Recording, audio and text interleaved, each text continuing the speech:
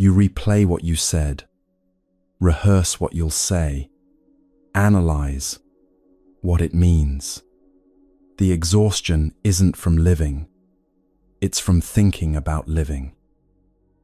This stops today.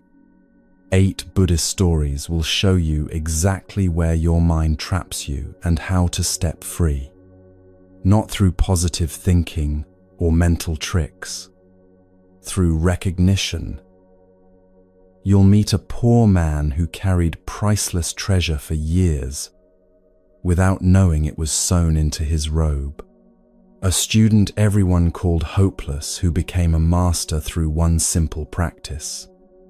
A hare who faced certain death with impossible calm and transformed fate itself. These aren't metaphors for self-improvement. They're mirrors showing what happens when people stop fighting their minds and see clearly.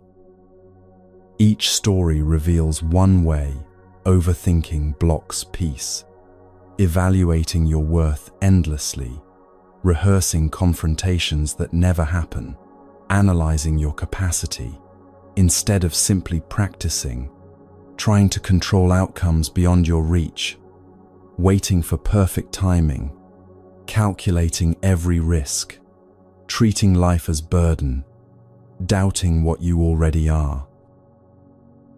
Wherever you are right now, commuting home, lying awake, seeking refuge from the noise, settle in.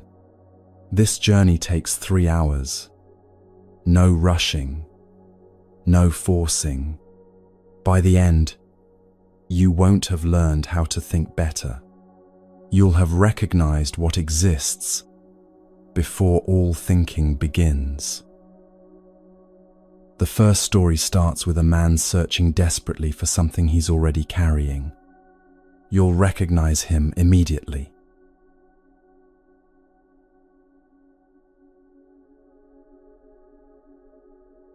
The poor man had been wandering for years, through cities and villages, along dusty roads and crowded marketplaces, always searching for the life he deserved.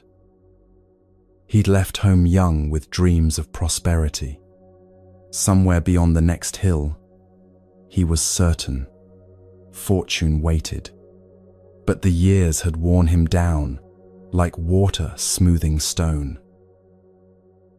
Work came and went, hauling grain, mending walls, odd jobs that paid barely enough for rice and shelter. He slept in doorways when he couldn't afford rooms. Each dawn he stood with other desperate men at market squares, hoping merchants would choose him for the day's labor. They usually didn't. Too old, too worn, too visibly defeated. On good days, he earned enough to eat. On bad days, he watched others eat and told himself tomorrow would be different. But hunger wasn't the worst part.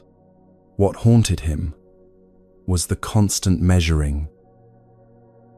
He'd see men his age dressed in fine clothes, conducting business, speaking with authority. He'd wonder what invisible quality they possessed that he lacked. Better breeding, sharper minds, some essential worthiness that marked them for success while leaving him permanently outside. The comparison never stopped. If only I had education. If only I'd been born into the right family. If only I was clever enough to spot opportunities, brave enough to seize them, worthy enough to matter. Each thought was a stone added to the weight he carried. This is the exhaustion, you know, not the tiredness of physical work, but the weariness of evaluating yourself constantly. Am I smart enough for this position? Attractive enough to be chosen? Successful enough to justify my existence? The questions multiply faster than answers arrive. One evening, exhausted and hungry, the poor man's wandering brought him to a prosperous city. He remembered that an old friend lived here, someone from his village who'd left years ago and succeeded beyond imagination. He found the house easily, large, well-maintained, announcing its owner's status before you knocked. Shame held him at the gate.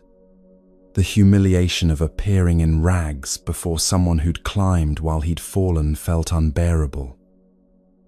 But night was coming, and he had nowhere else to go. He knocked. The wealthy friend opened the door himself. His face transformed instantly. Genuine joy. No hesitation. No judgment. "You're here," he said, pulling the poor man inside before he could apologize for his appearance. He ordered servants to prepare a feast, not a modest meal, but a celebration.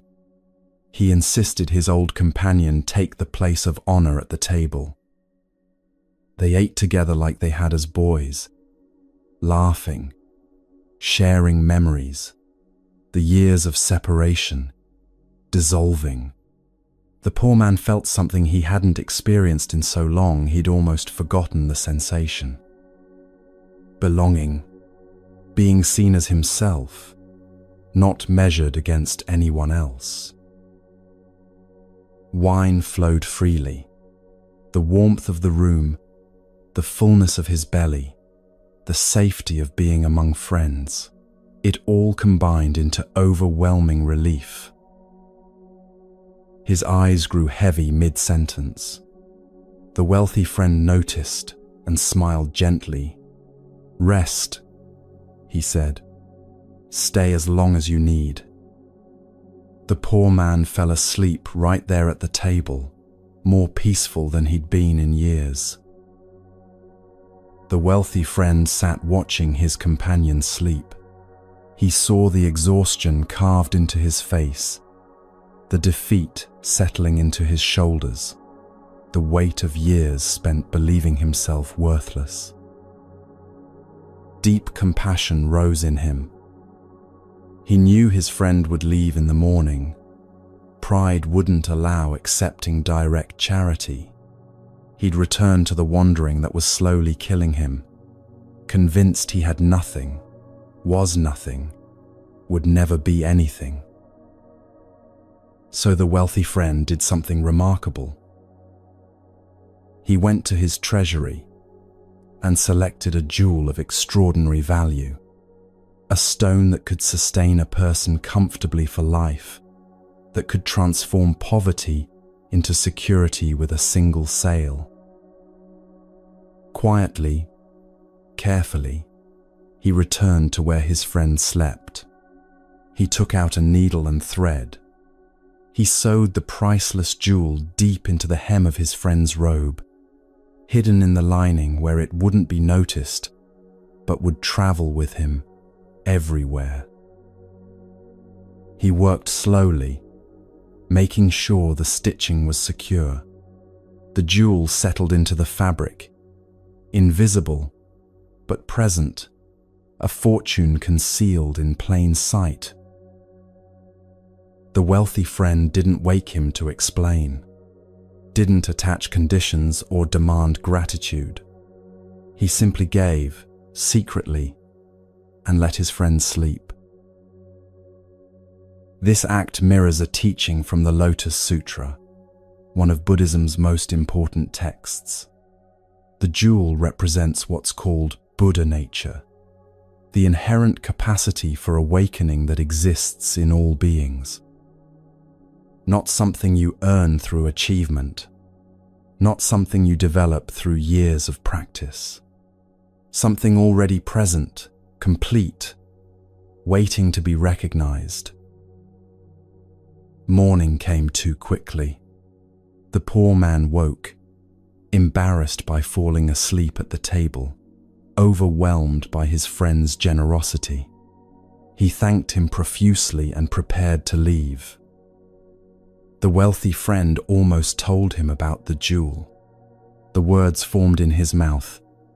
"Wait, before you go, there's something sewn into your robe." But he hesitated. Some gifts can't be explained. Some truths must be discovered, not delivered. So he embraced his friend, wished him well, and watched him walk away, wearing a fortune he didn't know he carried.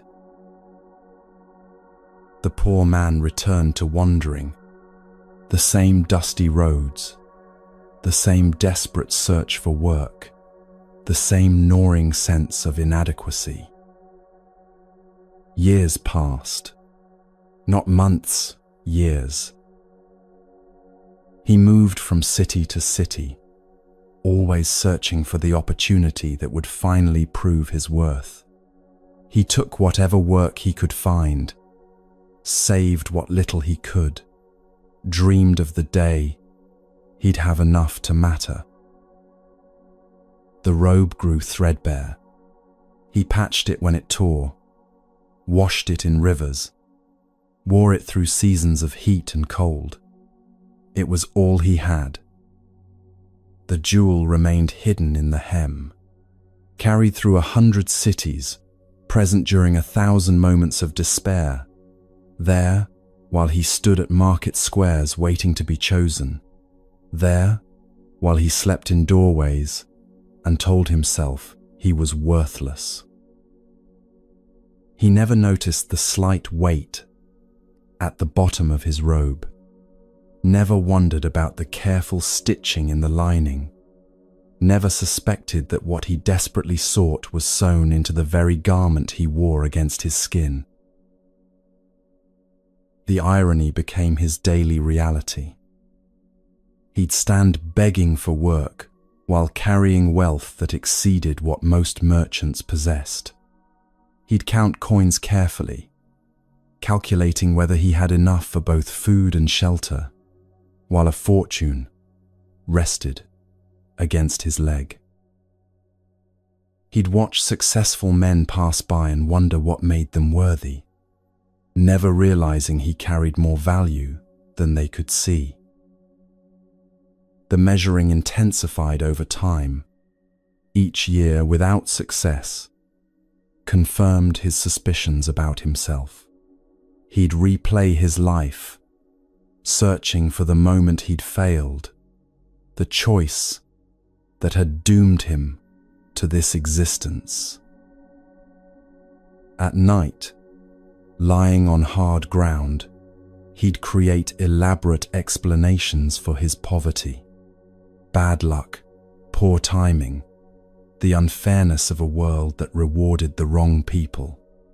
Sometimes he blamed himself completely. Sometimes he blamed everyone else.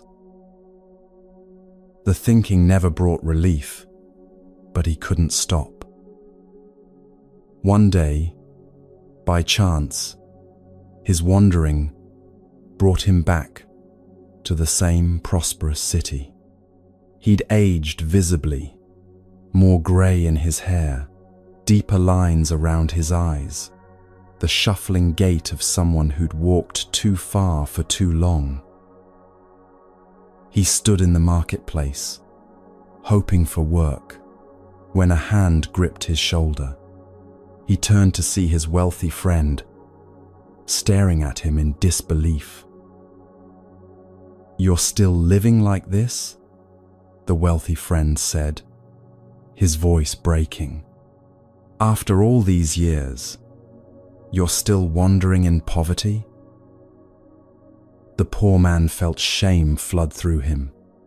To be seen again in this state, to have failed so completely, to prove himself as worthless as he'd always suspected. "I've tried," he said quietly. "I've worked, I've searched, But I don't have what it takes. The wealthy friend's expression shifted from shock to something between laughter and tears. Don't have what it takes? He repeated. You've had everything you needed all along. He grabbed the poor man's robe, running his hands along the hem until he found the hidden stitching. That night you stayed with me years ago. Do you remember? The poor man nodded, confused. While you slept, I sewed a priceless jewel into your robe. Right here. His fingers found the lump in the fabric. You've been carrying wealth beyond measure this entire time. The poor man stared as his friend carefully unpicked the stitches.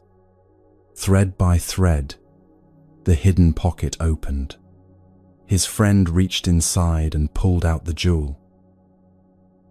It caught the sunlight, scattering colors across both their faces. The poor man had never seen anything so beautiful, so valuable, so impossible. This has been with you through everything, his friend said gently. Every city you walked through, every night you slept in doorways, every moment you thought yourself worthless, you were carrying this. The poor man took the jewel in trembling hands. The weight felt familiar somehow, like something his body had known even while his mind remained ignorant. He thought of all the years, the calculations, the comparisons, the endless measuring of his inadequacy. All of it happening while this jewel rested against his skin, patient and present, waiting to be seen. He hadn't been poor at all, not for years. He'd simply been unable to see what he already possessed. This parable appears in the 8th chapter of the Lotus Sutra. The Buddha told it to reveal something crucial about how we fundamentally misunderstand ourselves. The jewel represents Buddha nature, the inherent capacity for awakening that exists in all beings, not as potential to develop someday, not as a reward for years of self-improvement, but right now, complete, present, sewn into your being. The poor man spent years measuring himself against others, calculating his value, determining his inadequacy. Every comparison confirmed what he already believed, that he lacked something essential. But the jewel was always there. The measuring didn't create worth or destroy it. The endless evaluation changed nothing about what he actually possessed. The overthinking starts when we forget this. We measure ourselves constantly, assuming the answer might be that we're not enough. Think about your own measuring system. How much mental energy goes into evaluating whether you're good enough at your job, attractive enough to be chosen, successful enough to justify your existence? The calculations happen automatically, constantly, consuming resources you could use for living. And what has all that measuring achieved? Has the constant evaluation finally settled the question of your worth? Or does each answer require another question, each achievement demand another accomplishment to confirm it? The validation never quite settles it. Each success requires another success. The measuring never ends because it's addressing the wrong problem. You don't need to earn worth through achievement. You need to recognize the jewel you're already carrying. The poor man's jewel didn't appear when he discovered it. It had been there the entire time, present during his worst moments of self-doubt, there, while he stood convinced of his worthlessness, sewn into his robe, while he searched desperately for external validation. The recognition changed everything while changing nothing. The jewel was identical before and after discovery. What shifted was his ability to see what had always been true. The Buddha taught this not as positive thinking, but as direct observation. You can verify it yourself. What happens when you stop evaluating for just this moment?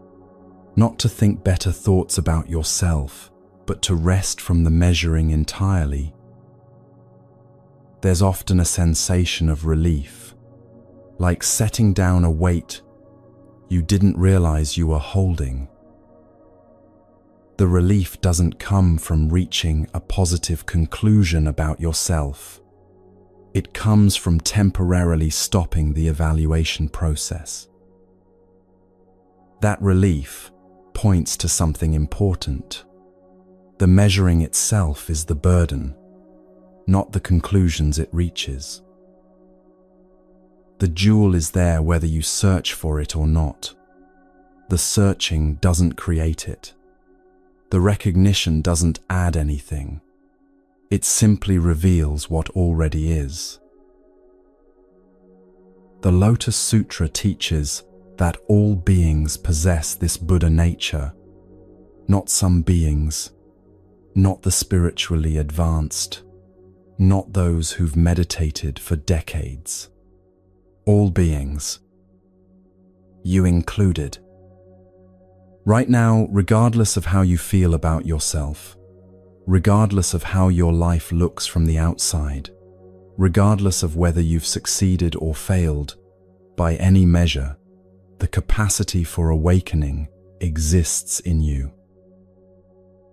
Complete, present, waiting only for recognition.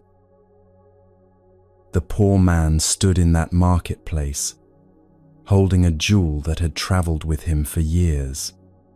All the poverty, all the shame, all the measuring, none of it had touched the jewel's value. Your worth is like that jewel, independent of circumstances, untouched by comparison, complete regardless of recognition. The question isn't whether you have it. The question is whether you can stop measuring long enough to see it. What would it feel like to set down the evaluation just for this moment? Not to conclude you're worthy, but to rest from asking the question entirely.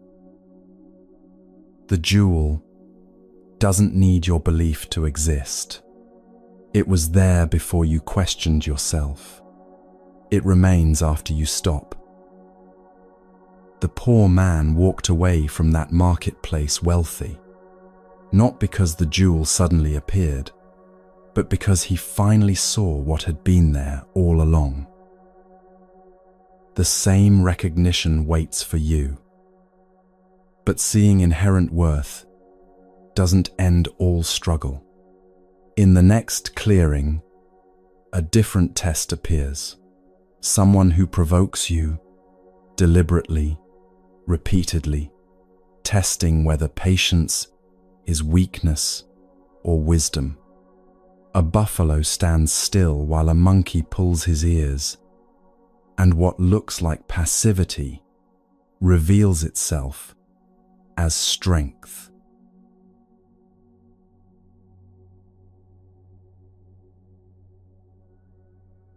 The buffalo felt the monkey land on his back again, lightweight, familiar by now, almost routine. This had been going on for weeks. Every day the same pattern. The monkey would swing down from the trees, land on the buffalo's broad back, and begin his harassment.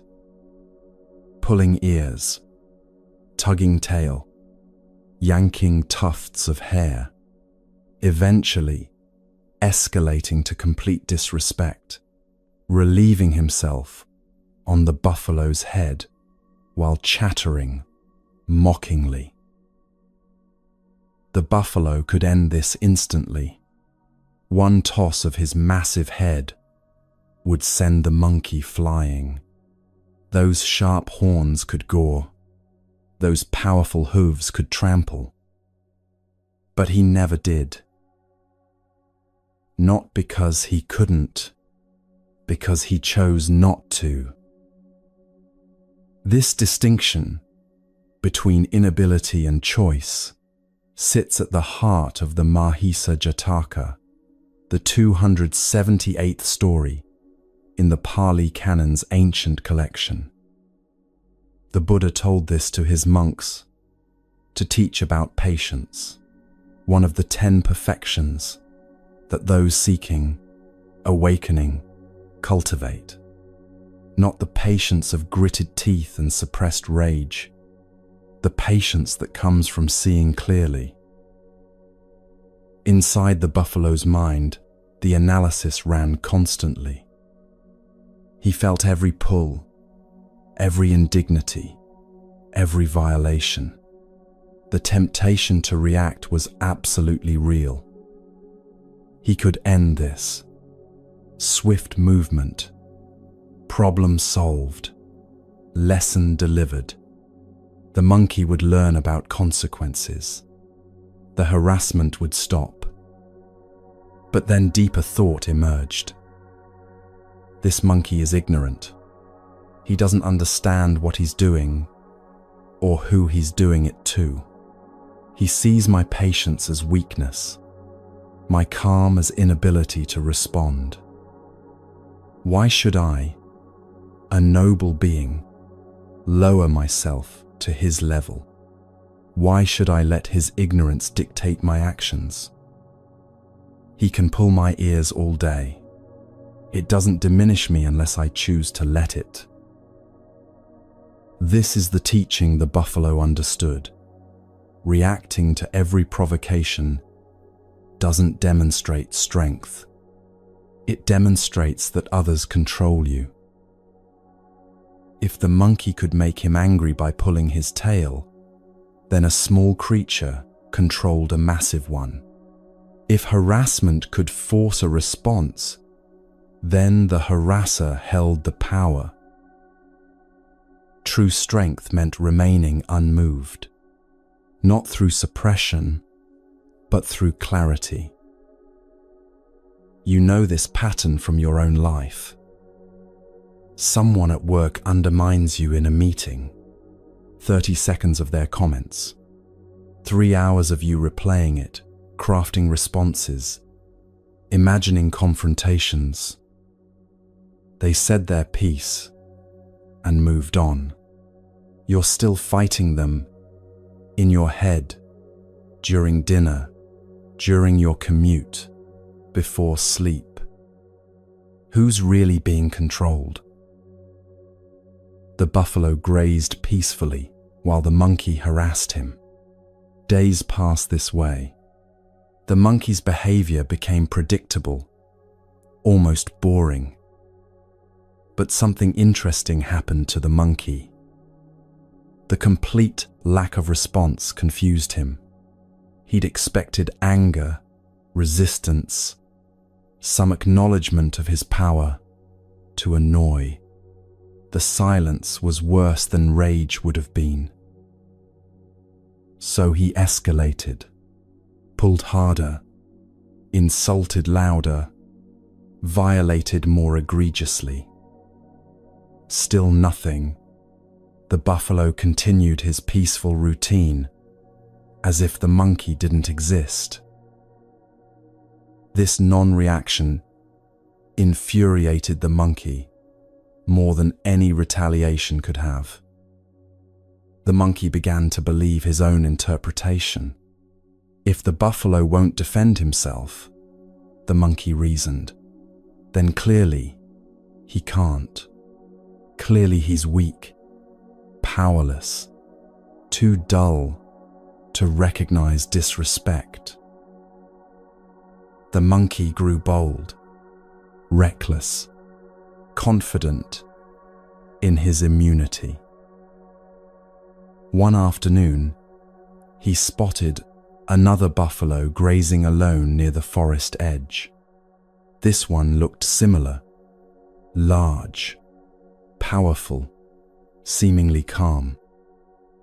The monkey had grown so confident that he didn't pause to consider differences. A buffalo is a buffalo, he thought. They're all the same. Big, slow, too stupid to fight back. He swung down from the trees and landed on this new buffalo's back with casual arrogance, grabbed the ears and pulled hard, chattering insults, waiting for the familiar non-reaction. This buffalo was different. This one had no patience developed through wisdom, no understanding of forbearance, no clarity about when reaction serves and when it doesn't. This one was simply ill-tempered, quick to rage, and had been waiting his entire life for an excuse to use his horns. The buffalo's head snapped back.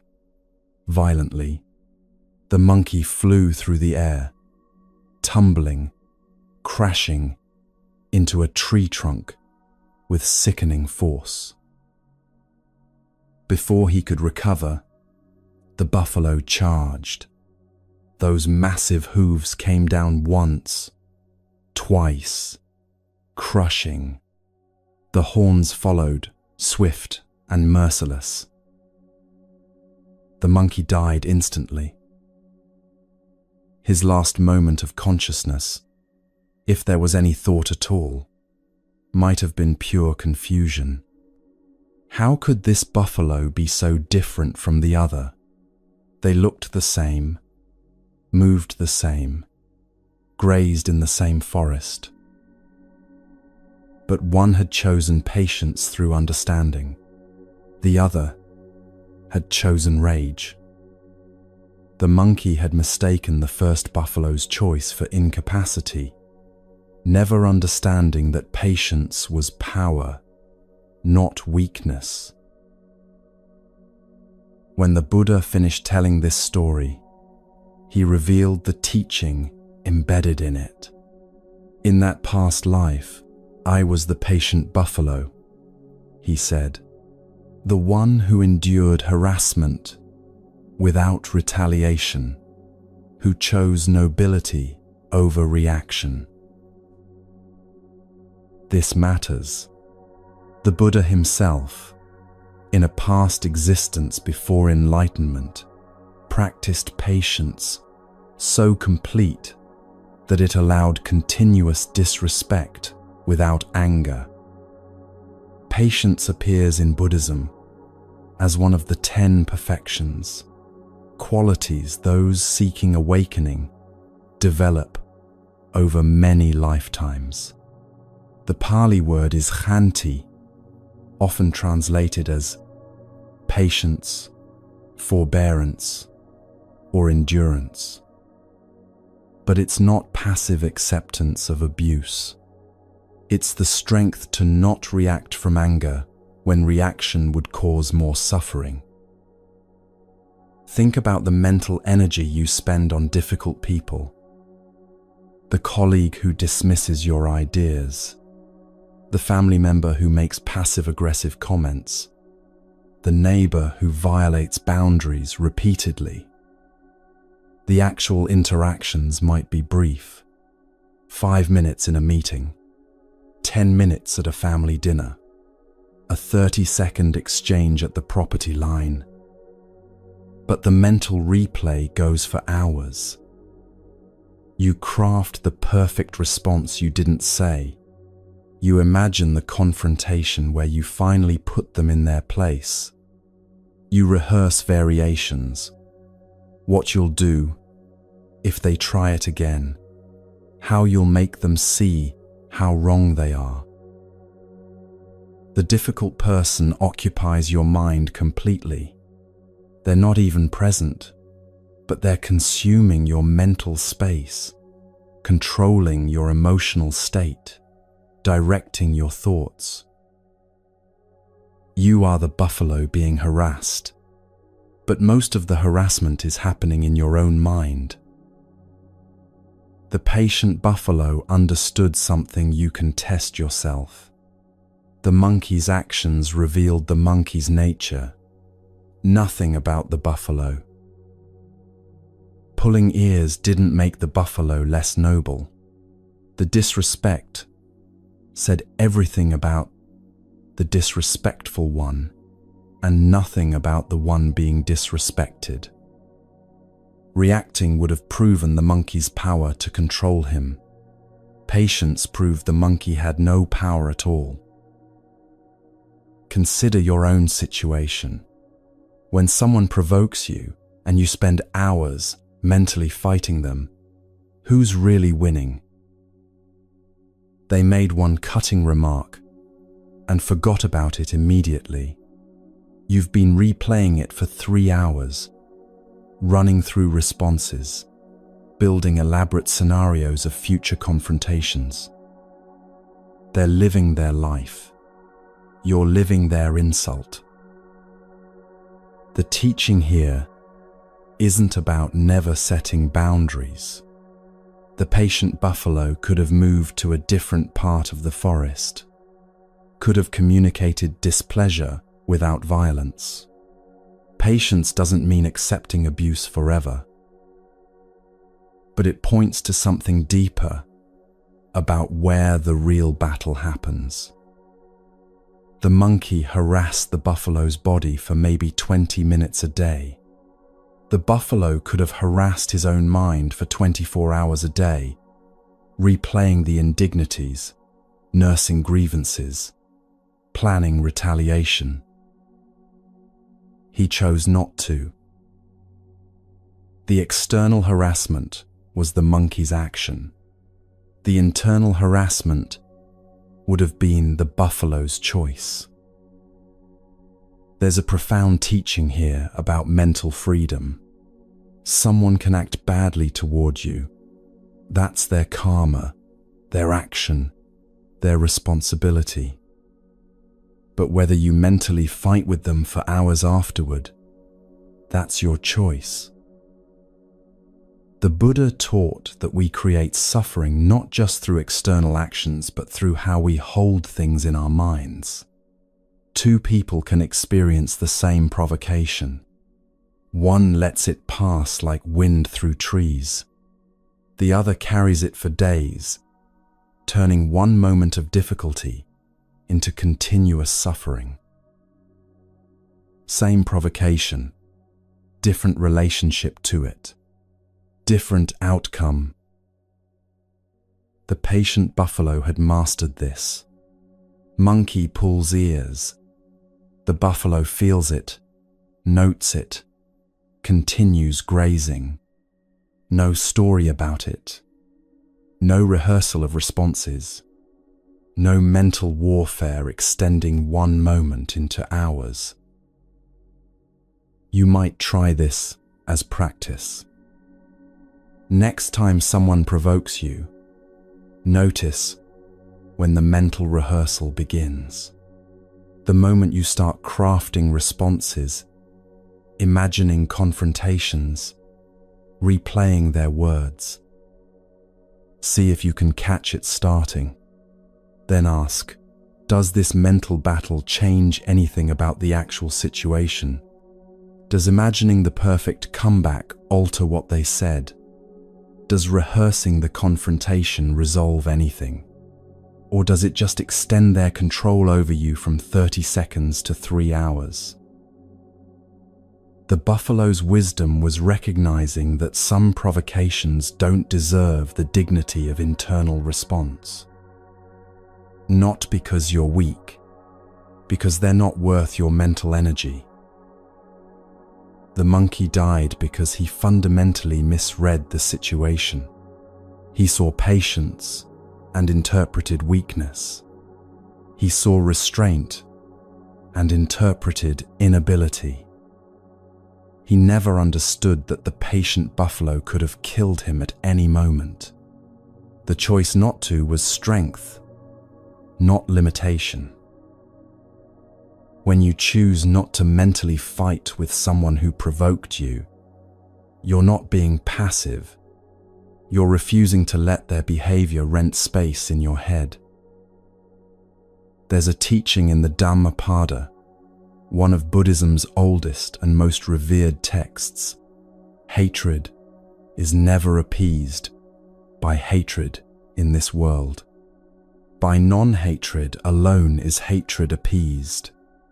This is a law eternal. The patient buffalo lived this teaching. Meeting harassment with violence would have been meeting ignorance with ignorance. Meeting it with patience was meeting ignorance with wisdom.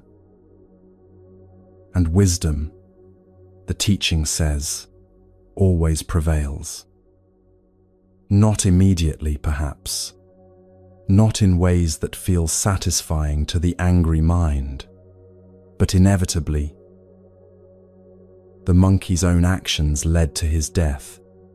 The buffalo didn't need to retaliate. The monkey's misunderstanding of patience as weakness led him to provoke someone who had no such wisdom. Karma worked itself out without the buffalo needing to enforce it. This connects to another Buddhist teaching about non-interference. Sometimes the wisest action is no action. Sometimes things resolve themselves when you stop trying to control outcomes. The buffalo could have killed the monkey to teach him a lesson, but the monkey learned a much more permanent lesson by encountering natural consequences of his own behavior.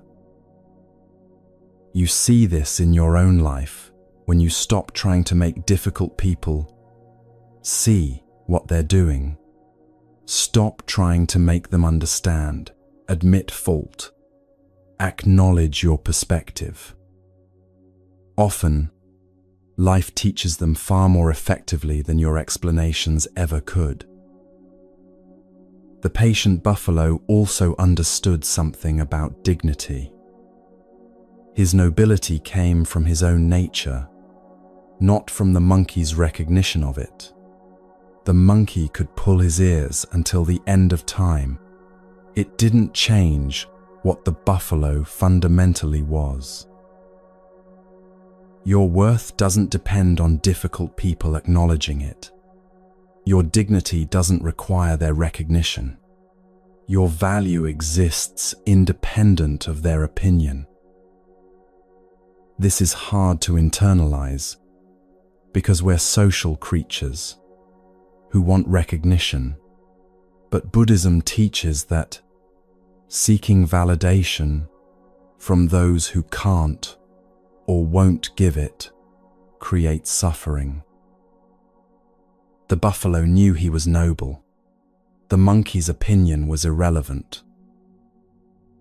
Can you know your own worth, independent of whether difficult people acknowledge it? There's also a teaching here about conserving energy. Mental warfare is exhausting. Continuous rehearsal of confrontations, constant planning of responses, endless replay of provocations. It drains you.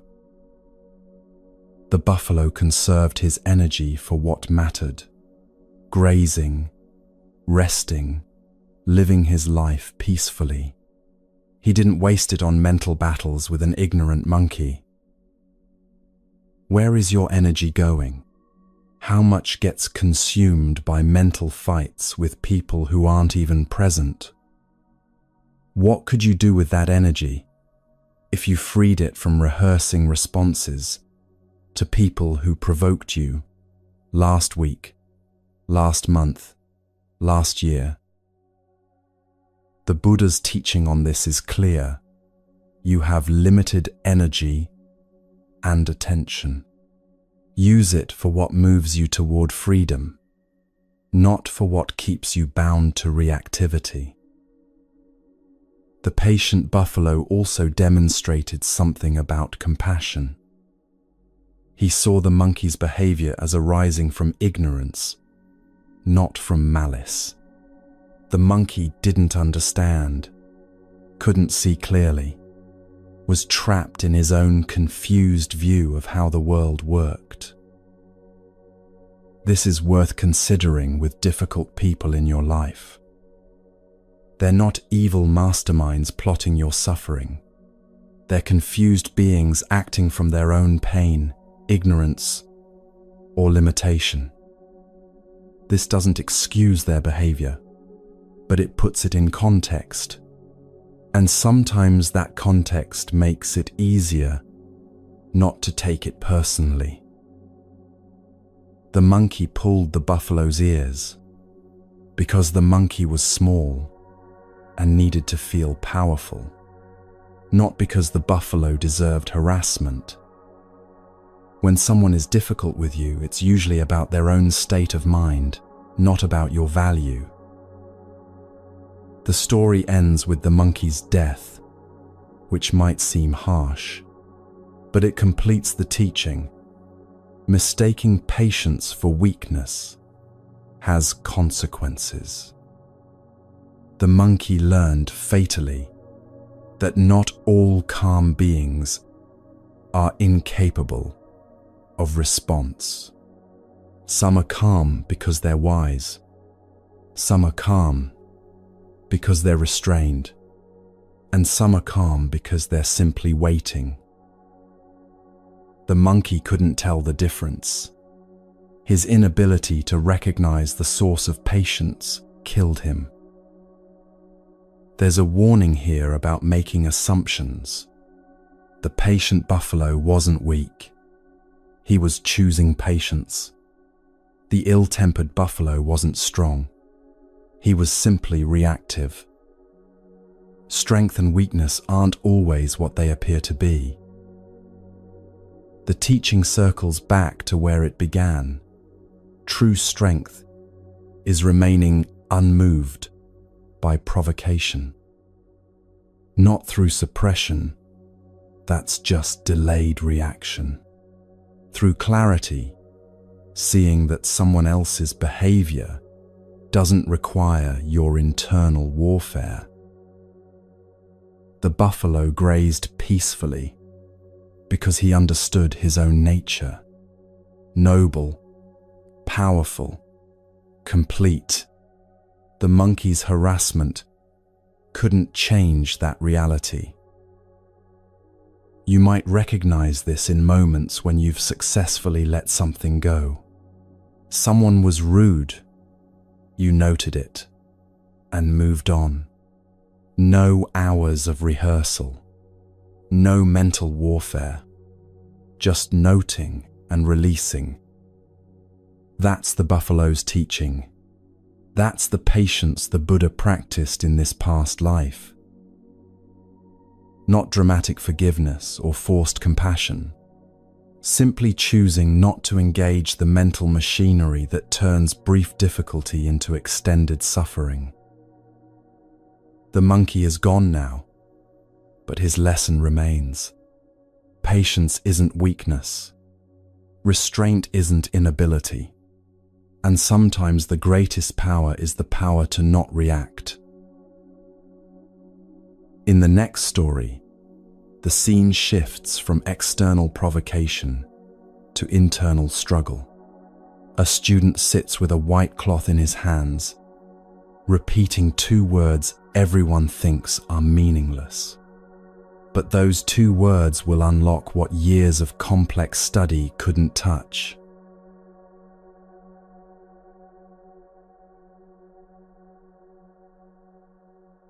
The cloth was filthy. Kuapanthaka stared at it in his hands. This white cloth the Buddha had given him days ago. now stained grey-brown from continuous rubbing, oil from his skin, dust from the air, the inevitable grime that accumulates on everything through contact and time. He'd been rubbing it for days while repeating 2 words: removing impurity, removing impurity.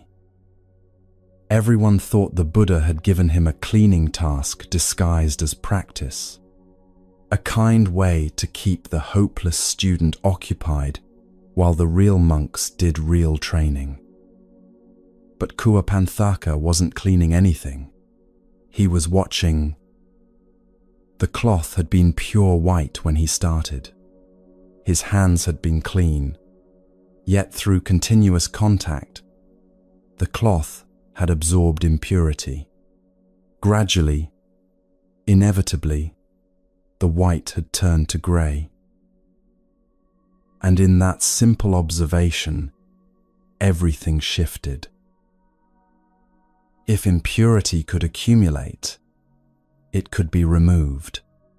If the cloth could become dirty, it could be cleaned. Nothing about the dirtiness was permanent or inherent to the cloth itself. His mind was like this cloth. All the confusion, the shame of being called stupid, the endless analysis of his own inadequacy, none of it was permanent. None of it was who he fundamentally was. It had accumulated through contact with discouragement, failure, harsh words. And what had accumulated could be removed.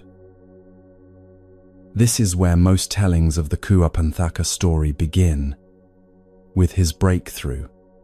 But to understand why this simple insight shattered his mind open, you need to know what came before. His brother had given up on him that morning, not with cruelty, but with the resignation of someone stating obvious facts. "You're not suited for this life," his brother had said. "Monastic training requires memorization, study, understanding. You can't do any of it.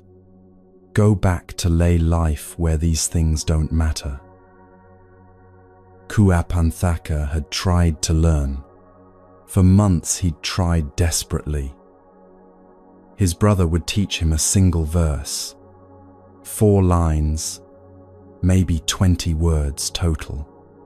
Simple teachings that children could memorize. Kuapanthaka would repeat them carefully, concentrating with everything he had. Then his brother would ask him to recite it back. The words would vanish from his mind like water through sand, completely gone, not half remembered, erased. His brother tried different methods. Repetition, saying lines hundreds of times. Songs, turning verses into melodies. Images, connecting words to pictures. Nothing worked. The other monks noticed. Some pitied him. Others mocked openly. Why is he even here? He makes us all look bad. Send him away before he embarrasses the whole community. Kuapanthaka heard everything. Each comment confirmed what he already believed about himself. The overthinking became its own prison. He'd sit trying to memorize, but his mind would flood with thoughts about his inadequacy. Everyone knows I'm stupid. Why do I keep trying? What's wrong with my brain that I can't do what children do easily? The analysis consumed the mental space needed for actual learning. So when his brother finally told him to leave, Kuapanthaka felt relief, mixed with crushing shame. Relief that the struggle could end. shame that he'd failed at the one thing that mattered. He gathered his few possessions and walked toward the monastery gate. His mind churned. I'm not smart enough. I don't have what it takes. Everyone was right about me. The Buddha stood at the gate, watching him approach. Where are you going? The Buddha asked. Kuwapanthaka explained through shame and tears. His brother had dismissed him. He couldn't memorize anything. He was too stupid for the teachings. Better to leave before embarrassing himself further. The Buddha listened without interrupting. When Kuwapanthaka finished, the Buddha smiled with something that looked like recognition. Your brother teaches one kind of mind, the Buddha said, but there are many kinds of minds, many paths to understanding. Stay. I'll teach you myself.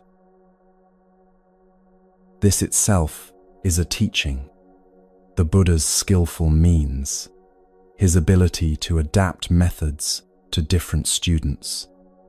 Not everyone learns through memorization. Not everyone reaches understanding through intellectual study.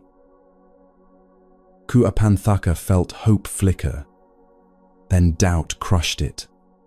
If his own brother, patient and skilled, couldn't teach him, how could anyone succeed? The Buddha reached into his robe and pulled out a clean white cloth. Simple, ordinary, the kind used for cleaning. Take this, the Buddha said.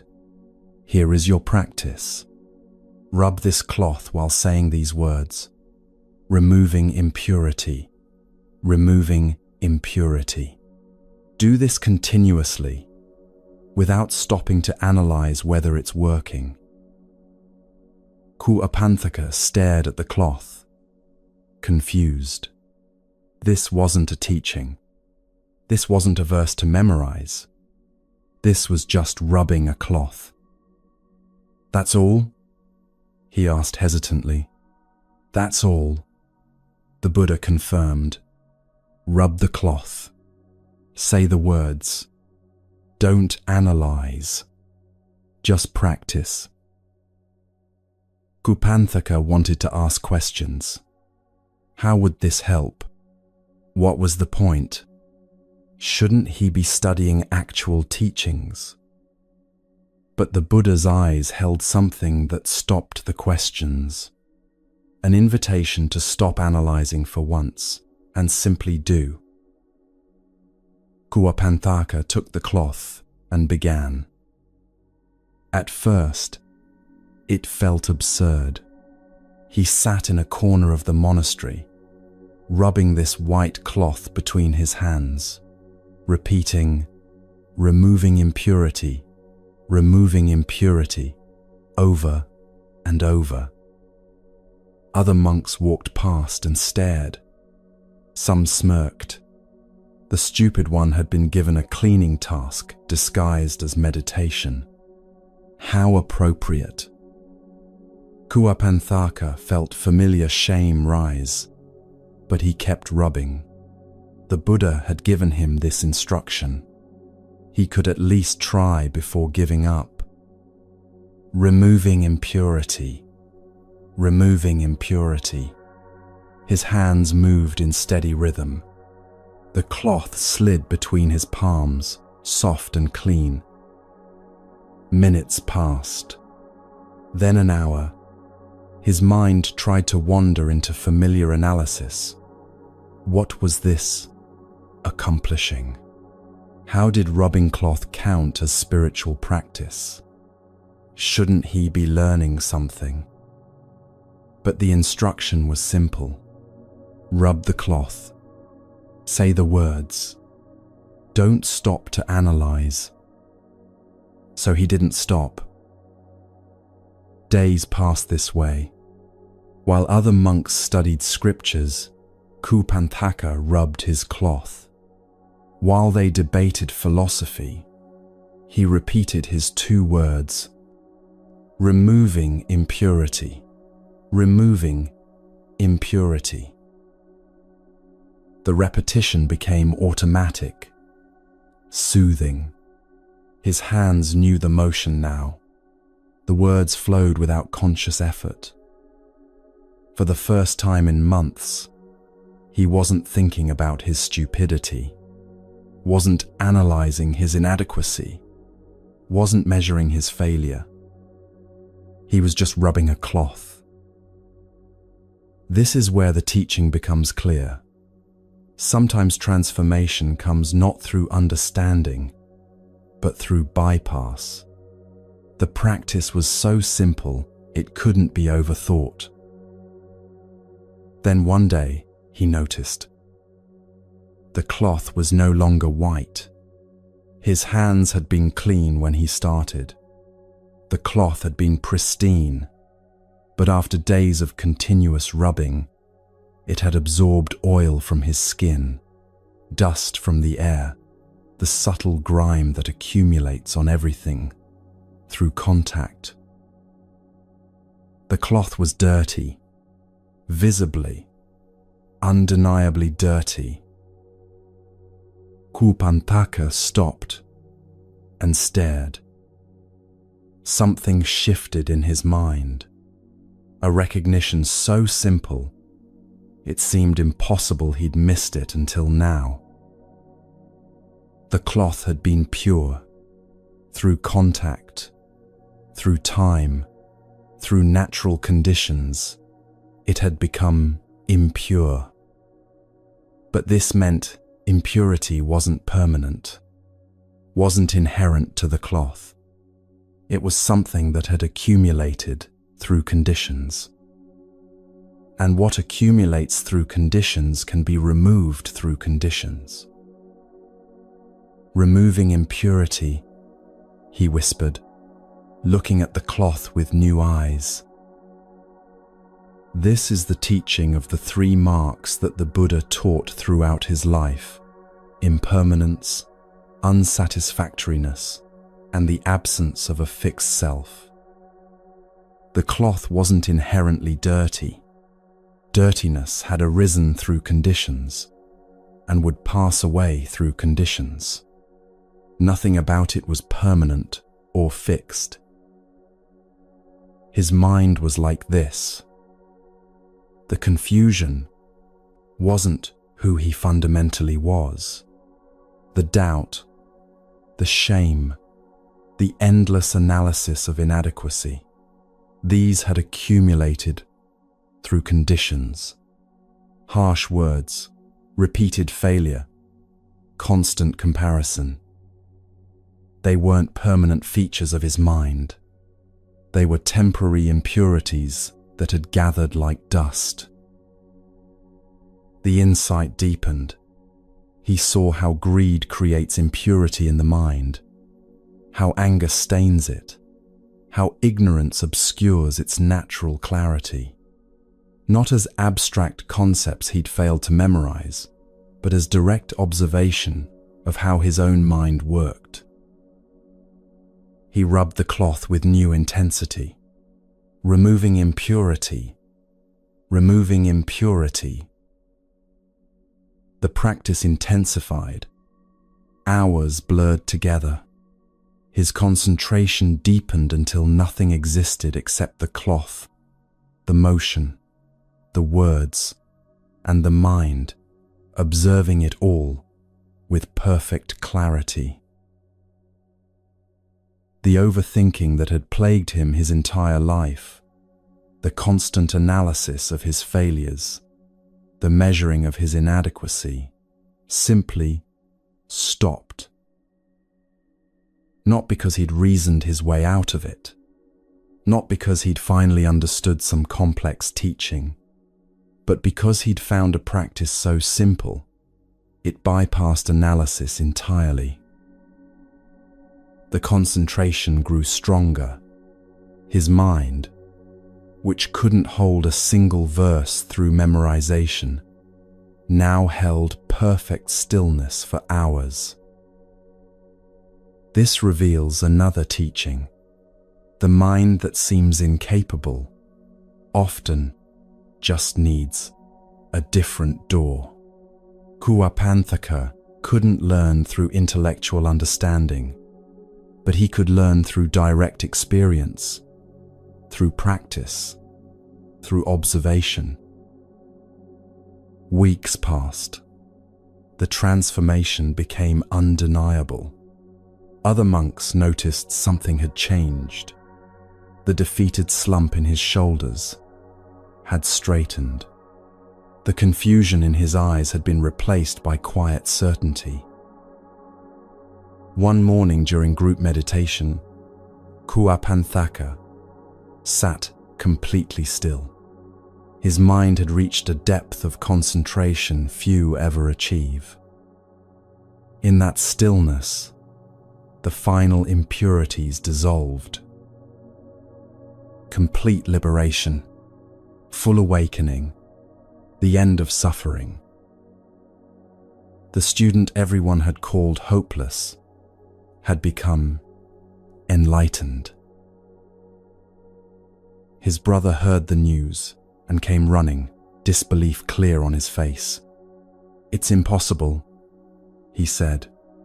"You couldn't memorize a single verse. How could you possibly have reached enlightenment?" The Buddha gathered the monks together. "Who is wiser?" he asked. "The one who memorizes 1,000 verses but doesn't practice them, or the one who learns a single truth and lives it completely?"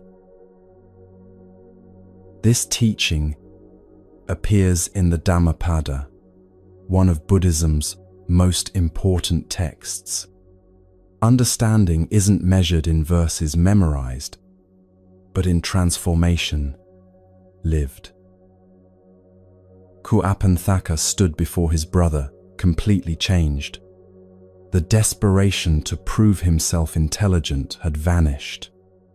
The overthinking about capacity had dissolved. He'd found liberation not through complex understanding, but through simple, devoted practice. Later, the Buddha would declare Kuapanthaka foremost among disciples in creating mind-made manifestations. The one who couldn't remember basic verses could now perform feats of concentration that left scholars stunned. How does this teaching address overthinking your capacity? Kuapanthaka spent months analyzing why he couldn't learn. What was defective in his brain? Why did everyone else grasp easily what he struggled with? Was he fundamentally broken? The analysis itself prevented learning. Every moment spent measuring inadequacy was a moment not spent practicing. Every thought about stupidity reinforced the very limitation he feared. You recognize this pattern. How often do you avoid starting something because you're uncertain you're capable enough? How much time goes into analyzing whether you're smart enough, talented enough, prepared enough before you begin? The overthinking creates paralysis. You wait to understand everything before practicing anything. You need to know you'll succeed before you'll try. You analyze capacity endlessly instead of simply testing it. Kuapanthaka's transformation didn't come from finally understanding his capacity. It came from bypassing analysis entirely through simple practice. The Buddha gave him something so straightforward it couldn't be overthought.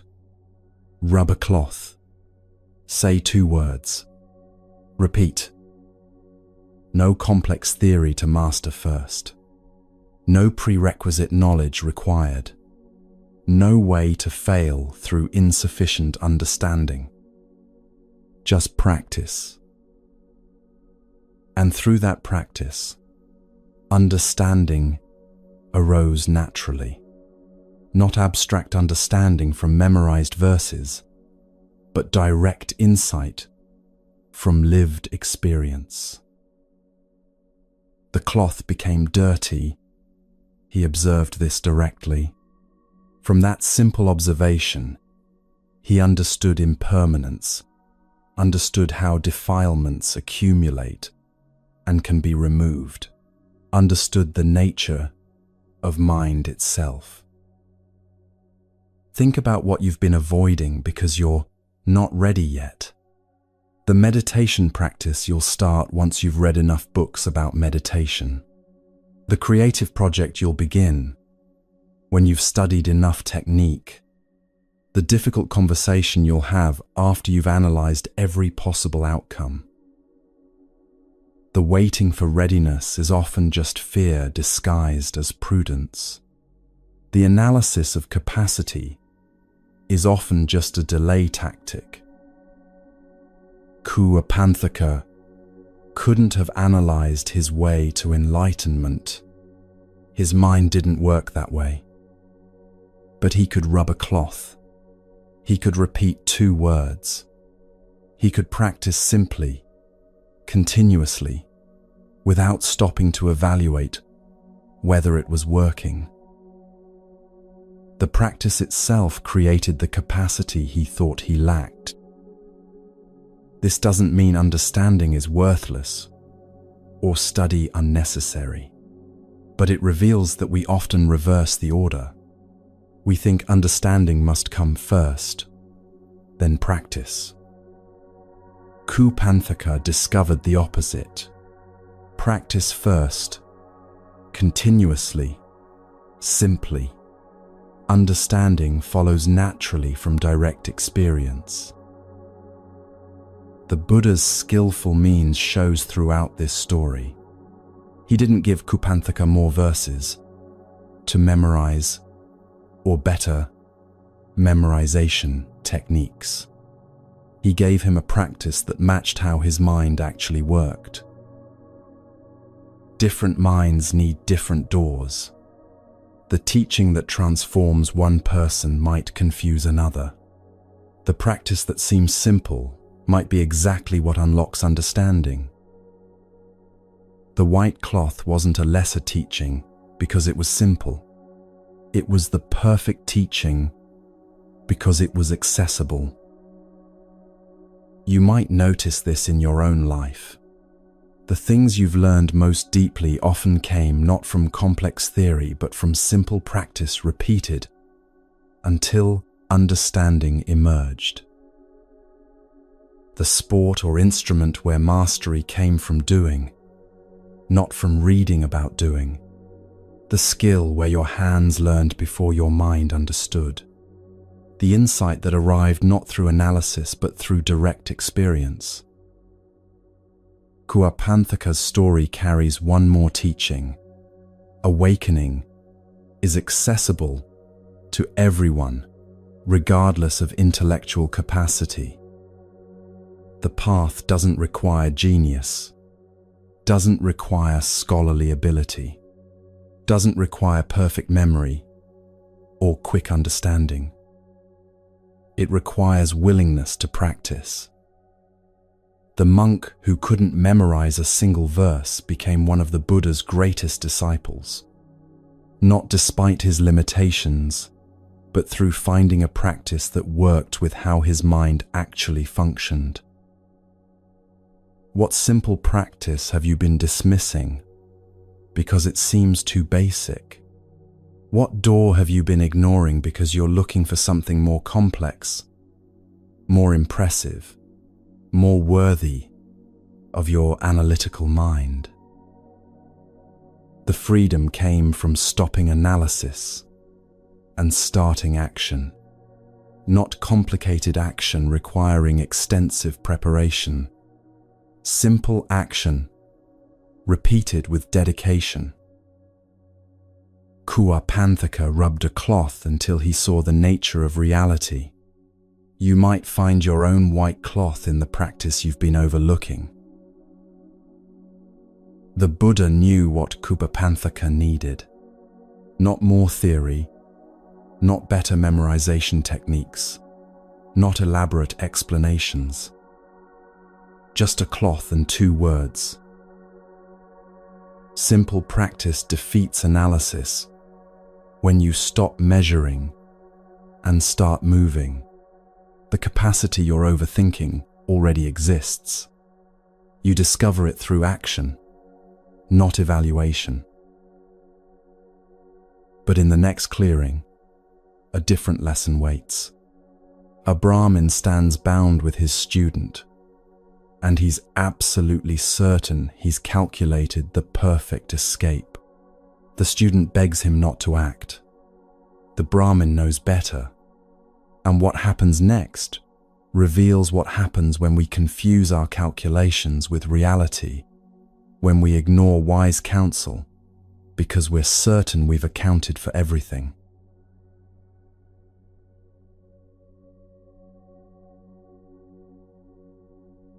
Teacher, please don't. Vidarbha barely heard his student's voice. His mind was too busy calculating, planning, ensuring every variable aligned with his prediction. They were bound with ropes in a forest clearing, surrounded by armed bandits, discussing whether to kill them quickly or slowly. But Vidarbha had already mapped the way out. He knew a charm, ancient words that could call down treasure from the heavens when recited at the precise planetary conjunction. He'd verified it worked years ago. Gold, silver, jewels, all 7 precious things falling like rain. Tonight, the stars aligned perfectly. He would recite the charm. The treasure would dazzle the bandits. In the chaos of their greed, he and his student would slip away. The plan was flawless. Teacher, his student said again, more urgently, you can't predict what happens once that treasure appears. Please listen to me. But Vidarbha had stopped listening the moment he'd started calculating. This is where the Jataka begins, with a teacher who possessed knowledge and a student who possessed wisdom, and the fatal gap between the two. The Buddha told this story to his monks to illustrate something crucial. Having wise counsel available means nothing if you ignore it. The student in this story was the Buddha himself in a past life, offering guidance that could have saved his teacher. Vidarbha heard the words but dismissed them. He had logic on his side. The bandits were motivated by greed. Treasure would satisfy that greed. They wanted wealth without risk. Leaving immediately with a fortune eliminated risk. Simple cause and effect. He'd thought it through completely. His student had tried to explain. There are too many variables you can't see. Treasure falling from the sky will attract attention far beyond this clearing. You're trying to control something too vast for any one person to manage. Vidarbha smiled with the patience of someone explaining mathematics to a child.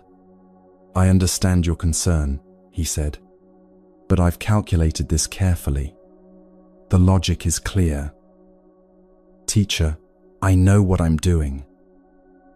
Those 5 words. How many disasters begin with absolute certainty? The lead bandit approached, curved blade, catching firelight. You're a Brahmin, he said. Brahmins know magic. Can you make us rich? Here was the moment. Vidarbha could have claimed ignorance, denied knowledge, refused cooperation.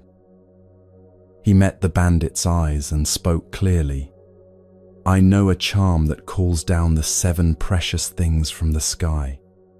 Tonight, the stars align perfectly for it. His student closed his eyes in despair.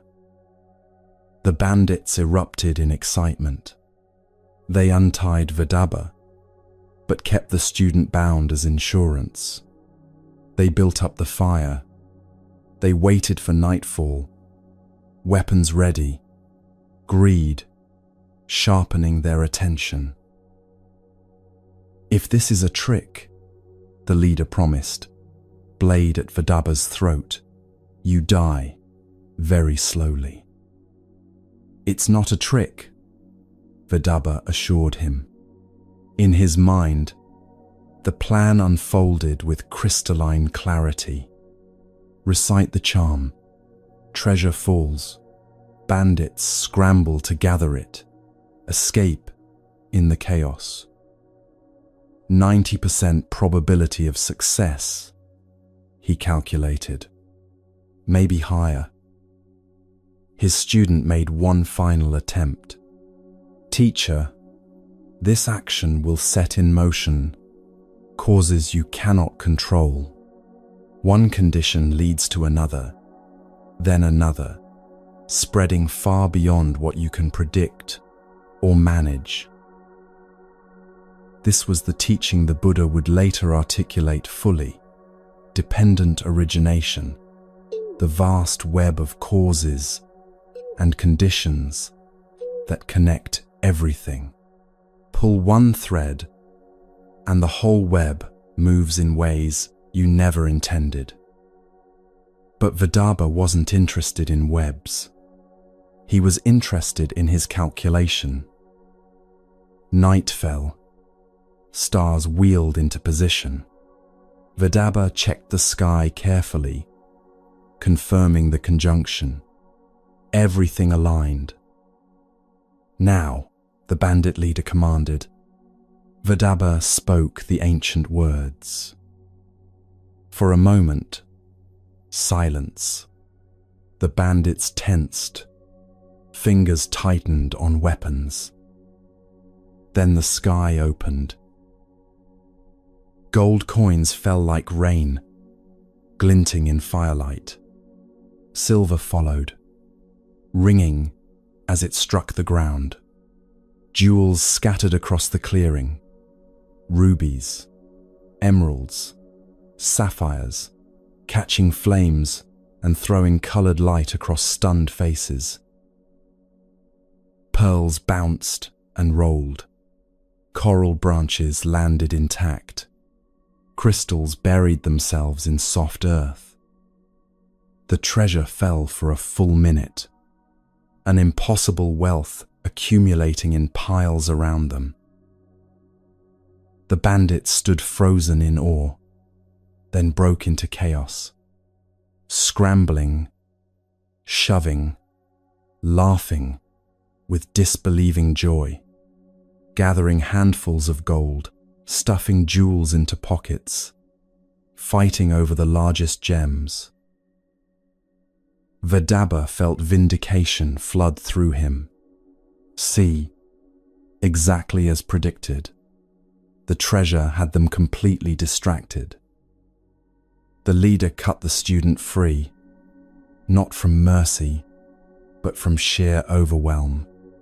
"You're free to go," he shouted, barely looking at them. "Take whatever you can carry. This is enough for everyone." Vidarbha helped his student to his feet. "You see," he said quietly, "everything worked exactly as I planned." His student didn't answer. He was staring at something beyond the clearing. Torches, moving through the trees. Many torches. The treasure falling from the sky had been visible for miles. The noise of coins raining down had carried through the forest. The colored light from jewels catching firelight had flashed like signals across the darkness. And now others were coming. A rival band of thieves emerged from the darkness, larger than the first group, better armed, and absolutely furious that someone else had found treasure. "That's ours," their leader roared. The first group looked up from their gathering, arms full of gold, faces hardening from joy to rage. "We found it," their leader said. "It's ours." "You found nothing," the newcomer spat. "That fell from the sky. Sky treasure belongs to whoever can hold it." Vidarbha's student grabbed his teacher's arm. "We need to run. Now." But Vidarbha stood frozen, watching his perfect calculation collapse. This wasn't supposed to happen. He'd accounted for the bandits' greed, for their distraction, for their willingness to let him go. He hadn't accounted for other thieves arriving.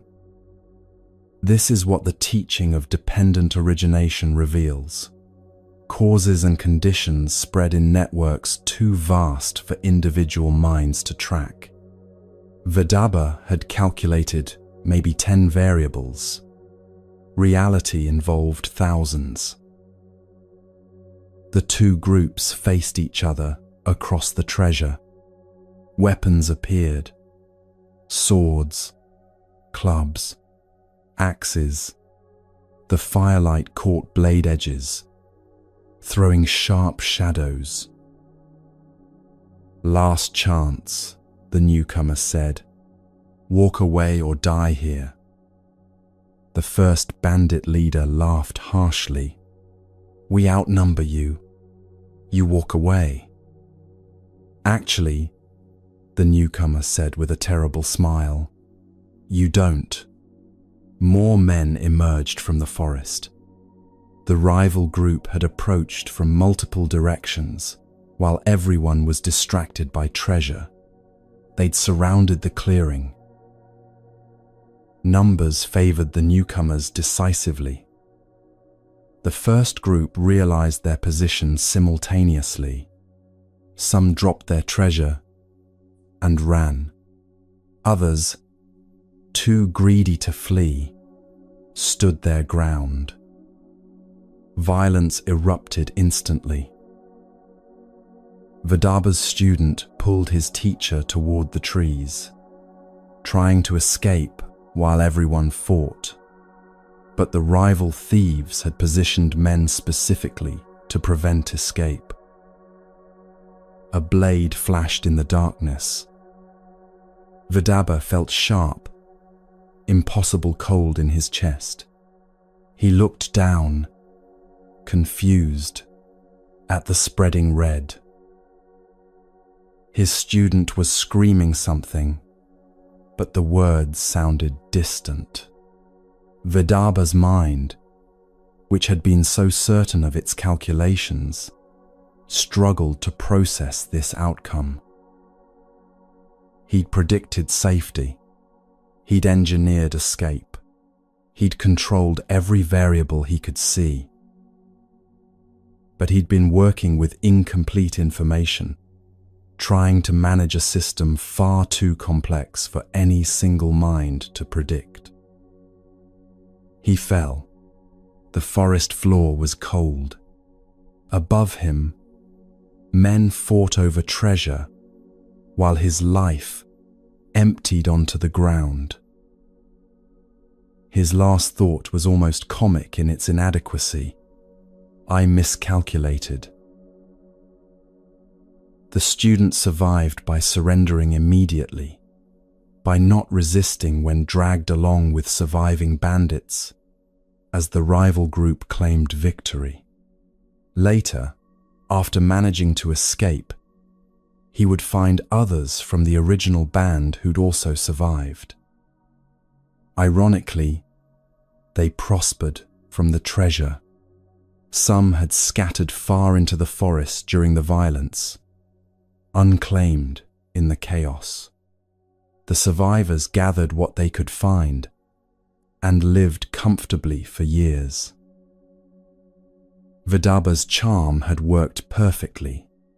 The treasure had fallen exactly as intended, but the outcome bore no resemblance to his prediction.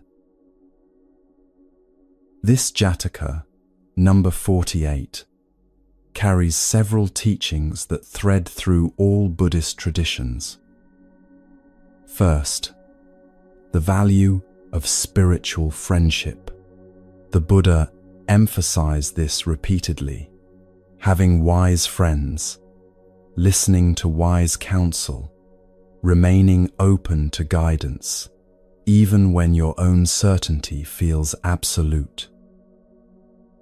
Vidarbha had the Buddha himself as his student, offering wisdom, and dismissed it completely, not because the advice was unclear, because his own calculation felt more reliable than counsel. You do this too. Someone who loves you says, "I'm worried about this decision," and you explain why they don't understand. A friend says, "This feels risky," and you detail why you've got it covered. A teacher says, "Reconsider this approach," and you list why your logic is sound. Sometimes you're right and they're wrong. Sometimes their caution is excessive, their worry unfounded.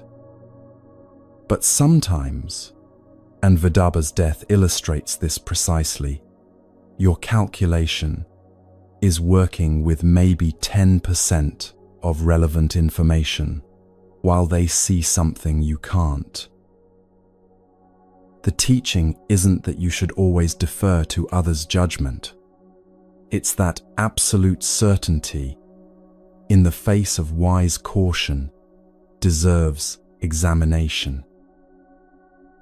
Second, the teaching of dependent origination, the vast web of interconnected causes and conditions.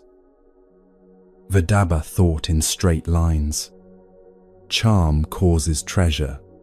Treasure causes distraction. Distraction causes escape opportunity. Simple cause and effect. Reality works in networks. Charm causes treasure, which causes sound and light, which causes attention miles away, which causes rival thieves to investigate, which causes territorial conflict, which causes violence, which causes death. Each condition creates multiple new conditions. Each cause ripples outward in ways too complex for complete prediction.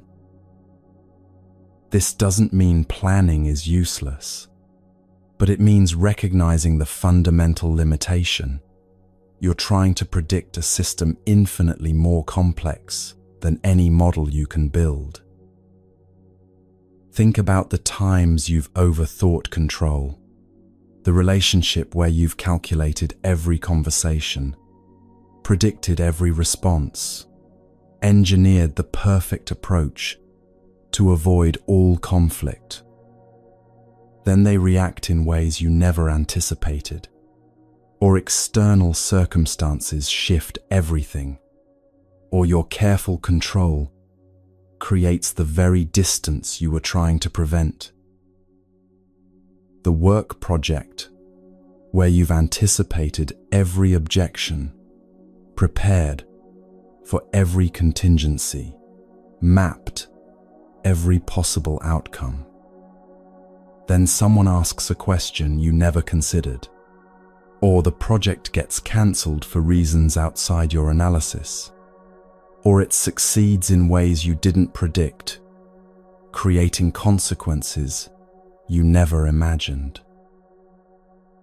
The financial decision where you've calculated every risk, protected against every downturn, built the perfect strategy. Then something happens you couldn't have predicted. A pandemic, a revolution, a technological shift that renders your entire analysis obsolete. Vidarbha wasn't stupid. His logic was internally consistent. His calculations were sound as far as they went. The problem was how far they went. The rival thieves existed, whether he knew about them or not. The treasure's visibility existed whether he'd considered it or not. The violence was inevitable whether he'd planned for it or not. Third, the teaching on heedlessness. The Buddha's last words were about diligence, about not being heedless. Heedlessness means acting without regard to consequences, ignoring wise counsel, being so certain of your own judgment that you dismiss all warning signs. Vidarbha was heedless, not through laziness or ignorance, through excessive confidence in his own calculation. His student, the Buddha in a past life, understood what Vidarbha didn't. Some situations are too complex to control. Some outcomes unfold through conditions you can't see, much less manage. The wisdom wasn't in calculating better. It was in recognizing the limits of calculation and acting with appropriate humility. How much mental energy do you spend trying to engineer perfect outcomes? The hours rehearsing conversations to prevent them going wrong. The elaborate planning to avoid all possible disasters. The constant adjustment trying to keep everything under control. How much of it actually controls outcomes? And how much just exhausts you while events unfold according to their own logic? Vidarbha's death wasn't failure of technique. It was the inevitable collision between certainty and complexity. But the story contains one more teaching, easy to miss. The student survived. The scattered treasure eventually helped others. What seemed like complete disaster contained seeds of benefit no one could have predicted. This points to something even deeper about trying to control outcomes. We don't just fail to predict bad results.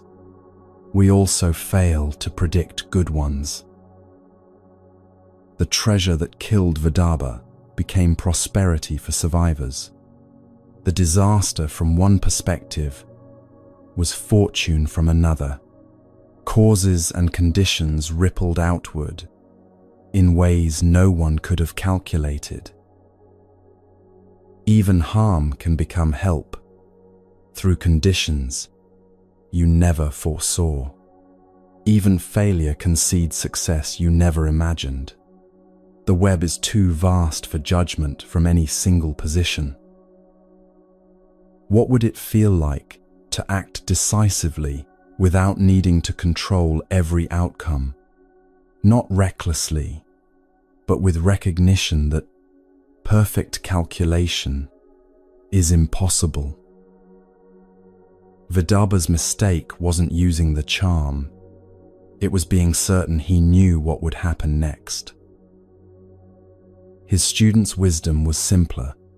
Acknowledge uncertainty, listen to counsel, act with humility about what you can truly predict, adapt to what actually unfolds, rather than insisting reality match your calculation. You might notice this in your own overthinking. The paralysis that comes from trying to account for every variable before acting. The exhaustion of constant adjustment, trying to maintain control. The shock when outcomes diverge from careful plans. The freedom isn't in better calculation. It's in accepting that you're working with partial information in a complex system, and that's not a problem to solve, but a reality to work with. Plan, yes. Think ahead, certainly. Listen to wise counsel, absolutely. But hold your predictions lightly. Recognize that causes and conditions extend far beyond what you can see. Vedaba died certain. His student survived uncertain but adaptable. Which would you rather be? The treasure still glittered in the clearing when the violence finally ended. Gold and jewels scattered across ground soaked with blood. The survivors would gather it and prosper. The dead would fertilize the forest floor. And somewhere in the next teaching, a boat waits at a dock while a man makes breakfast. Another form of overthinking, another trap of calculation, another lesson in what happens when we confuse our plans with reality.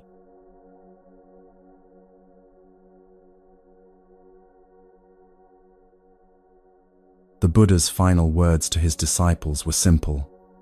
All conditioned things decay. Strive with diligence. Not strive when you're ready. Not strive when conditions are perfect. Just strive. Now, because death doesn't wait for your perfect timing. This teaching appears throughout Buddhist texts in different forms, but one story from the commentaries makes it visceral. A man, a river, a boat to the far shore, and delays that seemed so reasonable. The river wasn't just water. It represented the endless cycle of birth, death, and rebirth that Buddhism teaches traps all beings in suffering. The shore where the man stood was the realm of constant dissatisfaction, of wanting, of never quite having enough.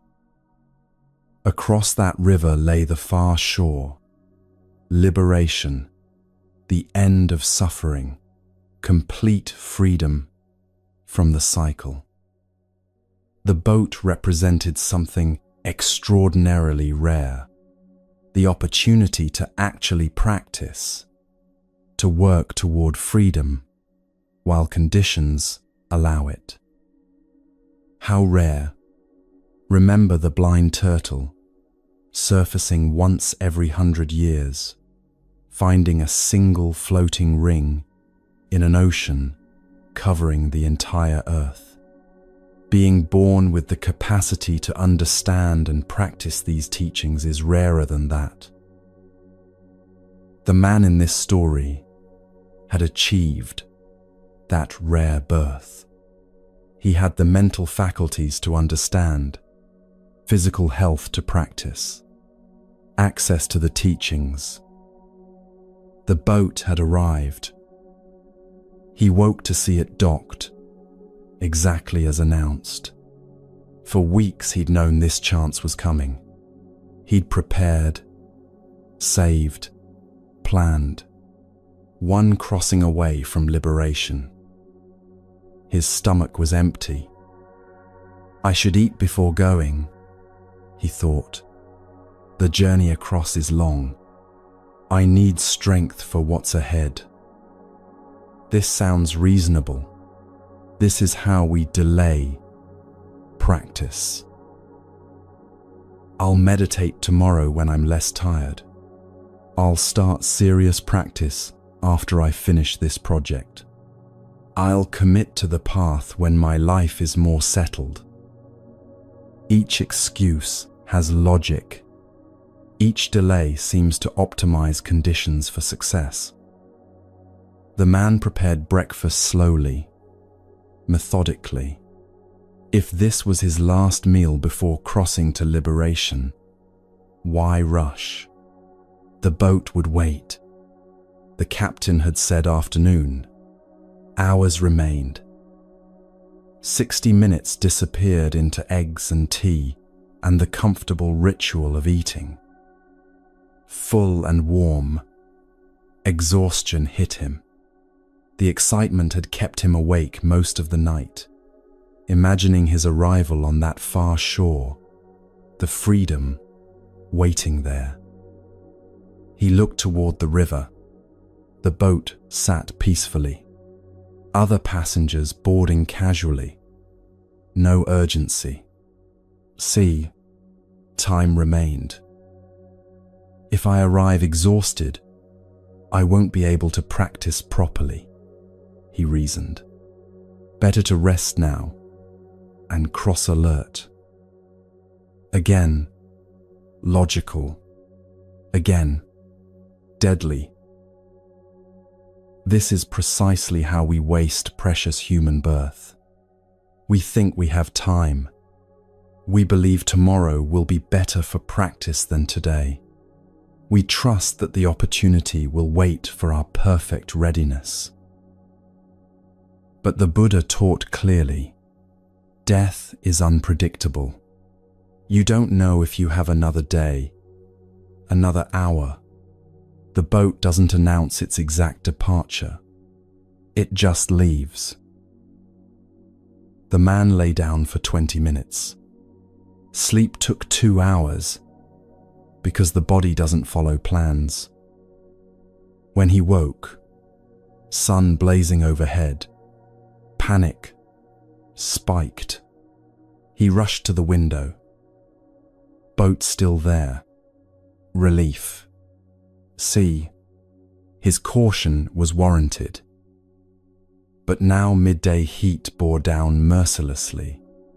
The thought of crossing under that burning sun, arriving drenched in sweat, seemed unreasonable. I could get sick, he thought. Better to wait until it cools. How many times have you delayed practice for comfort? I'll meditate after I'm more comfortable, less stressed, in better circumstances. The Buddha didn't teach waiting for ideal conditions. He taught practicing despite conditions. He taught urgency. His first teaching after enlightenment wasn't wait until you feel ready. It was, there is a path. Walk it now. The man waited for the heat to pass. An hour disappeared. Then another. Then he remembered his bundle. Had he packed everything needed for the far shore? Better check. Better organize properly. 40 minutes. Repacking what was already packed. Then the house. Should he secure it before leaving? Lock shutters. Hide valuables. Prepare for long absence? 30 minutes, making secure a house that held nothing worth protecting. Every decision was defensible. Every delay improved some minor variable. Together, catastrophic. When he finally stepped outside, bundle in hand, ready at last, the light had changed. The sun had moved further than he'd realized. He looked toward the river. The dock was empty. Not boat preparing to leave. Empty. Gone empty. He ran anyway, bundle bouncing against his back, breath tearing. Ran because accepting the truth meant accepting he'd destroyed his own liberation through breakfast and rest and heat avoidance and bundle checking and house securing. The dock was empty when he arrived, gasping, water showing wake marks, already fading. The boat was visible in the distance, small against the far shore, people on deck who'd boarded while he optimized conditions, people who'd crossed hungry, tired, hot, imperfect, people who were now on the shore of liberation while he remained trapped in suffering. A fisherman stood nearby, watching. He'd seen this before. "You missed it," the fisherman said. "When's the next one?" the man asked, though his voice already knew. Maybe a year, maybe longer, maybe never. This is the Buddhist teaching about precious human birth. You've been born as a human, already extraordinarily rare. You have mental capacity to understand these teachings. Rarer still. You have access to the path, almost impossibly rare. This combination might not come again for eons. The Buddha taught that after death, you might be reborn as an animal, a hungry ghost, in realms of suffering where practice is impossible. Human birth capable of practice might not return for countless lifetimes. The boat doesn't come regularly. When it arrives, you board. The man had spent his one chance on breakfast. "What should I have done?" he asked the fisherman. "Boarded hungry," the fisherman said simply. "Boarded tired, boarded hot, boarded imperfectly prepared, because boarding was the only thing that mattered." Think about how you delay your own practice. I'll start meditating regularly once work settles down. Work never settles. The boat leaves while you're waiting for calm. I'll commit to serious practice after I finish this degree, this project, this phase of life. Phases end. New phases begin. The boat doesn't wait for phase completion. I'll deepen my practice when I'm older, when I have more time, when conditions are better. You don't know if you'll reach older. You don't know if you'll have time. You don't know if conditions will improve. The Buddha taught his disciples to contemplate death daily, not morbidly, but realistically. I could die today, the contemplation goes. Death could come this afternoon, tonight, in my sleep.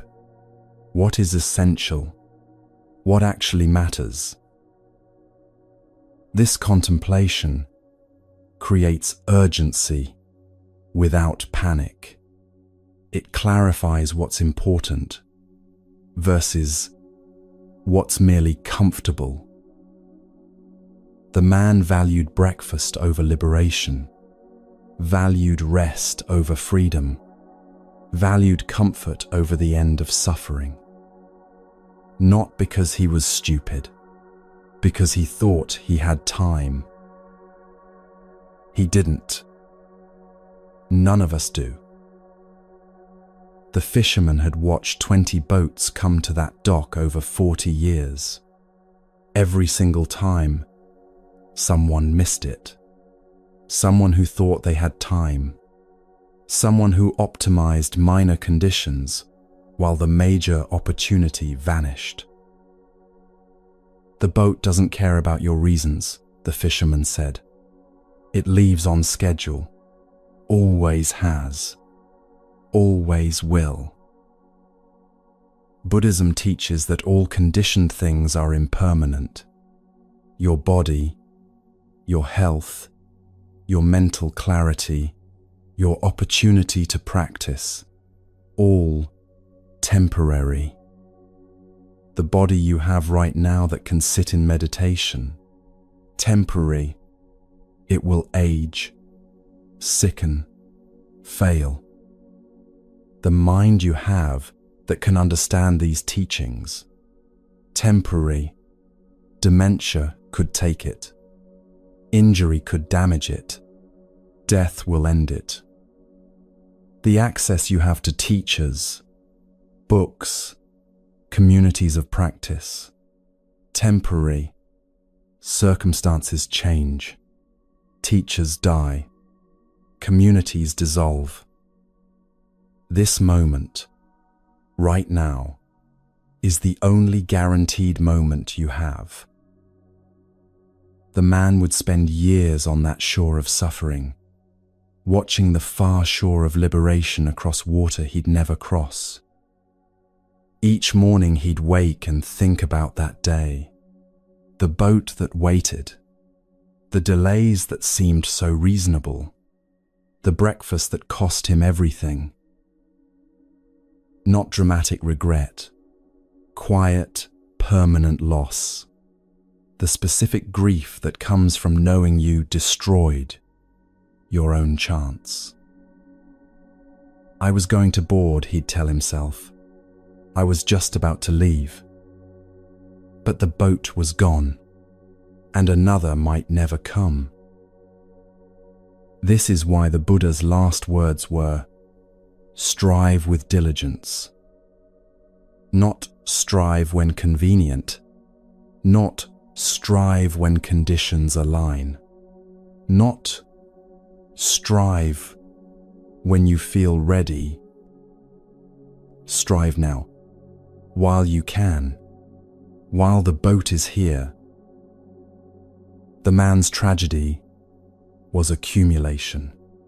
10 minutes for breakfast, 60 actually, 20 minutes for rest, 120 actually, 30 waiting for heat to pass, 40 checking his bundle, 30 securing his house.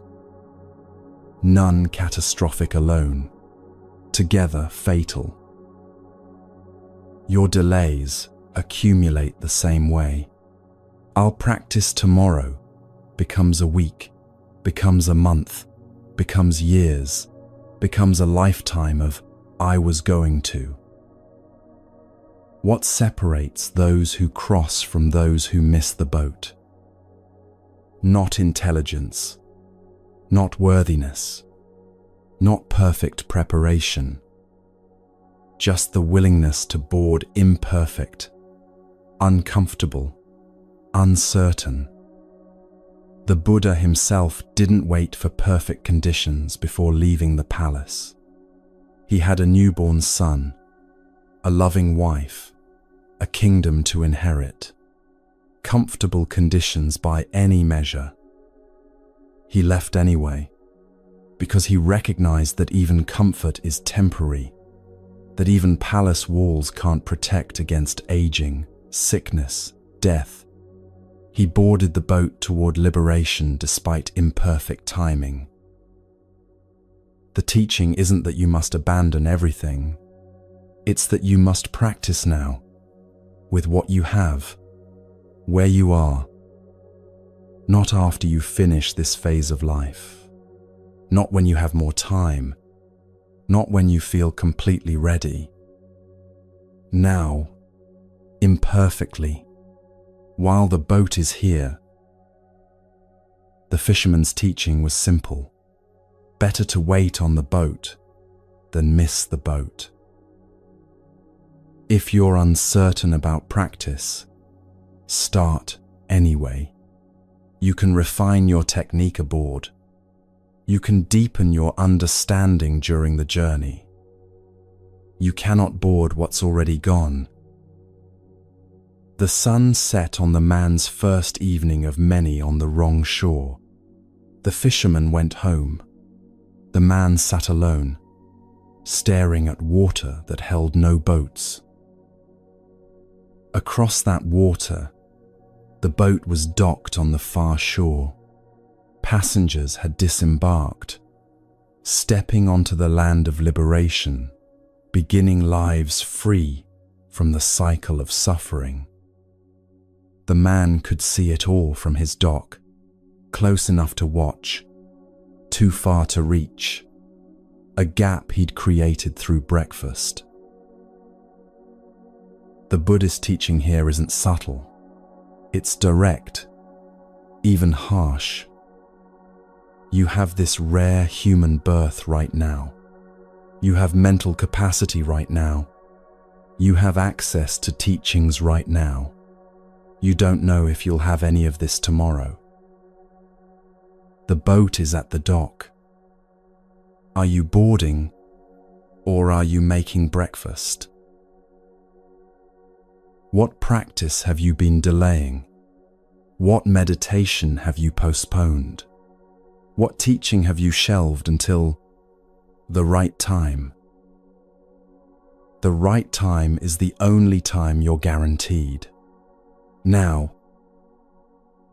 The man learned this too late. The boat had gone. The rare opportunity had passed. The precious human birth would be spent on the wrong shore, watching liberation from a distance, living with permanent regret. You still have your boat. The question is whether you'll board it. In the next forest clearing, a different kind of urgency unfolds. Not the urgency of seizing opportunity, but the urgency of choosing integrity over safety. A hare faces fire and discovers that some moments demand courage that transcends all calculation of survival.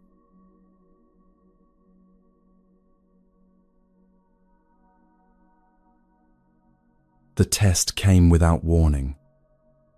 One moment the hare was grazing peacefully with his 3 companions, an otter, a jackal, and a monkey. The next moment, a poor Brahmin stood before them, travel-worn and hungry, asking for food. The hare had been waiting for this moment his entire life.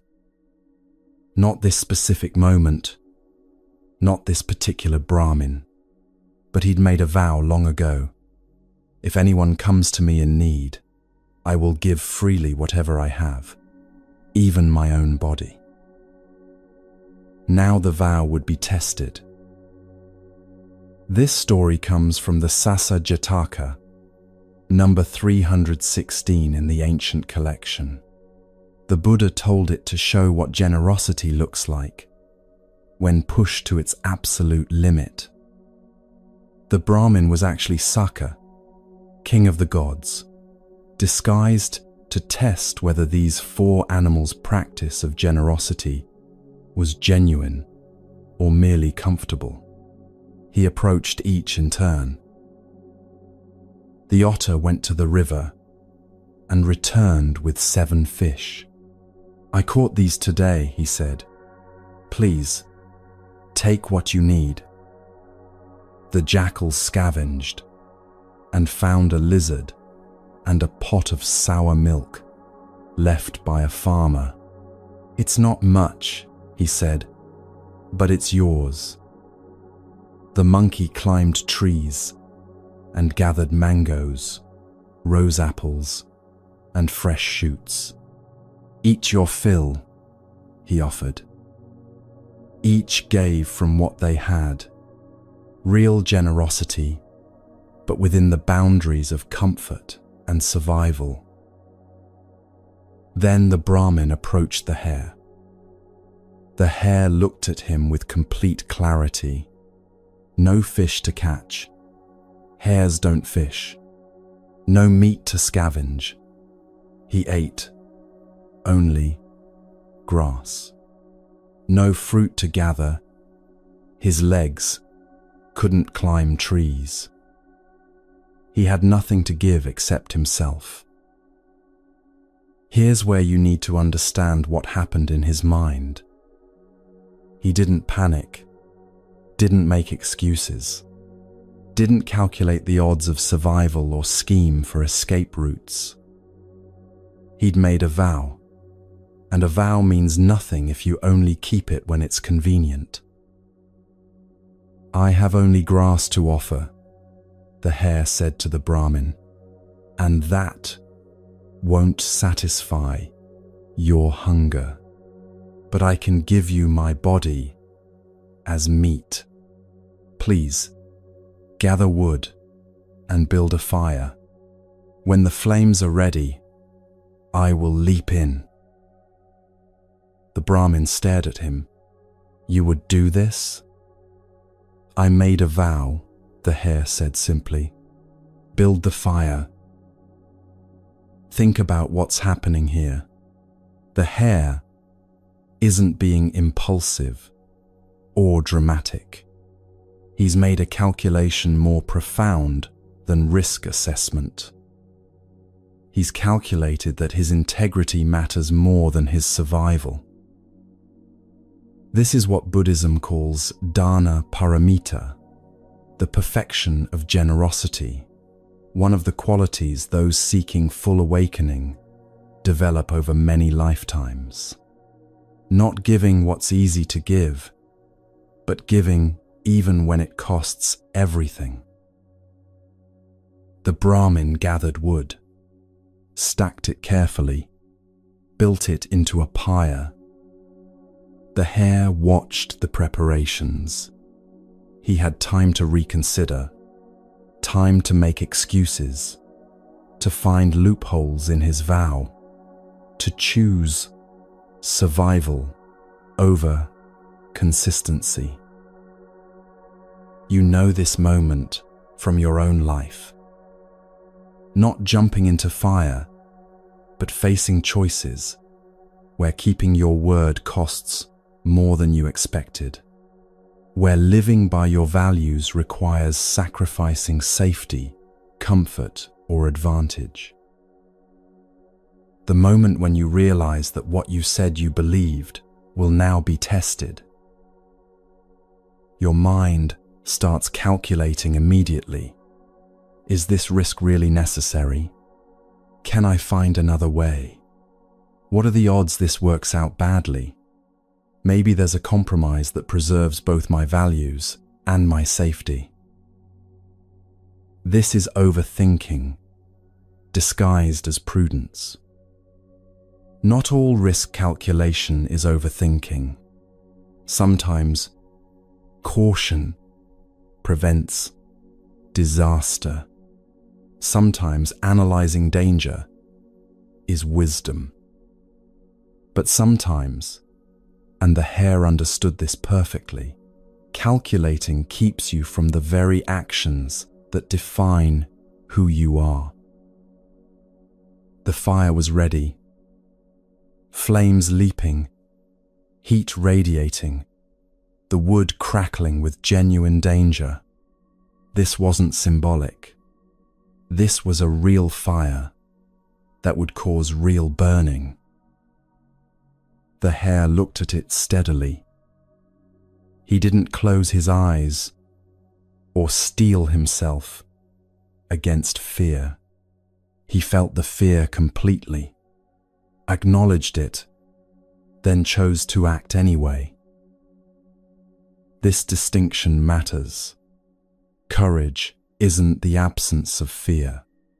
It's action in the presence of fear when action aligns with your deepest values. The hare shook his fur to make sure no insects were hiding in it.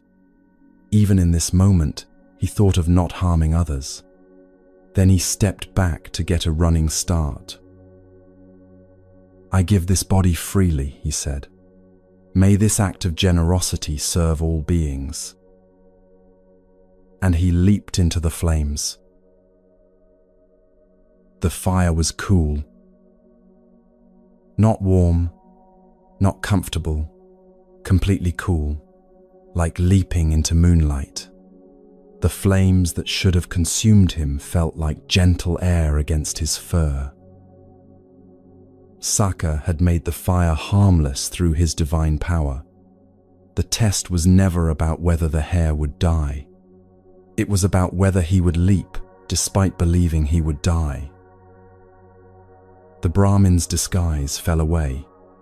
Saka stood revealed, radiant with divine light, awed by what he'd witnessed. "Why?" Saka asked. "Why would you give your life for a stranger?" The hare looked at him calmly. "Because I made a vow to practice generosity completely. A vow means nothing if I only keep it when it's safe." Saka was moved beyond words. He took mountain essence and drew the image of the hare on the moon, so that all beings, for all time, would remember this act of fearless generosity. When the Buddha finished telling this story, he revealed the teaching within it. "In that past life, I was the hare," he said, "the one who chose integrity over safety, who gave without calculating return." This matters deeply. The Buddha himself, in a past existence before enlightenment, practiced generosity so complete it included the willingness to die. Not because death is good, because some values matter more than survival. Think about how you calculate danger. That conversation you know you should have but keep postponing because you've imagined every way it could go wrong. The career change you've analyzed to death, listing every possible disaster, never quite ready, despite years of preparation. The relationship you won't pursue because you've calculated the probability of rejection.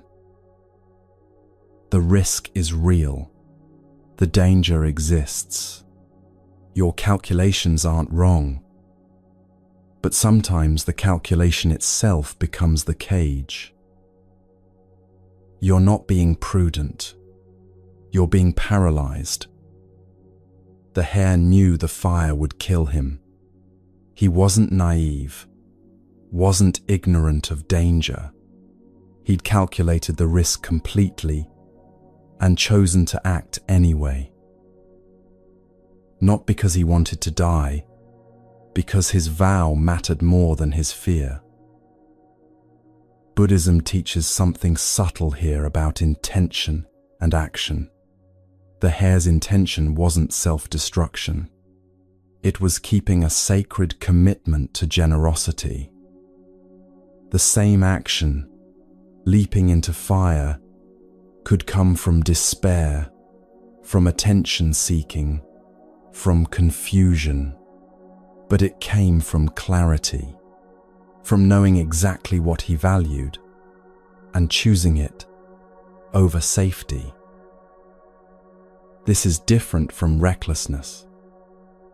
Recklessness acts without seeing consequences. Courage acts despite seeing consequences.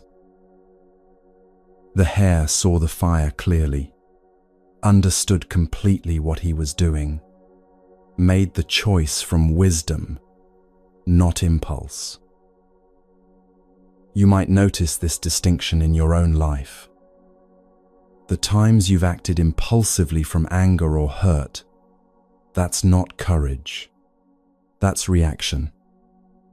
But the times you've done something difficult, knowing full well how hard it would be, choosing it anyway because it aligned with who you want to be, that's courage.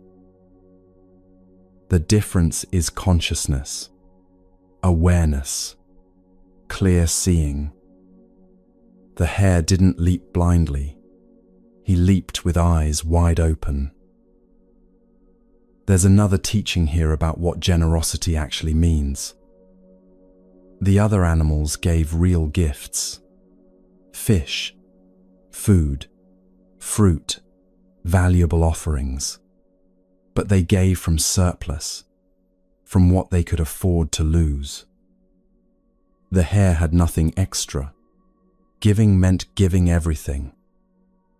Buddhism recognizes different levels of generosity. Giving what's easy to give is good. Giving what's difficult to give is better. Giving when it costs you everything, that's the perfection the Bodhisattva path requires.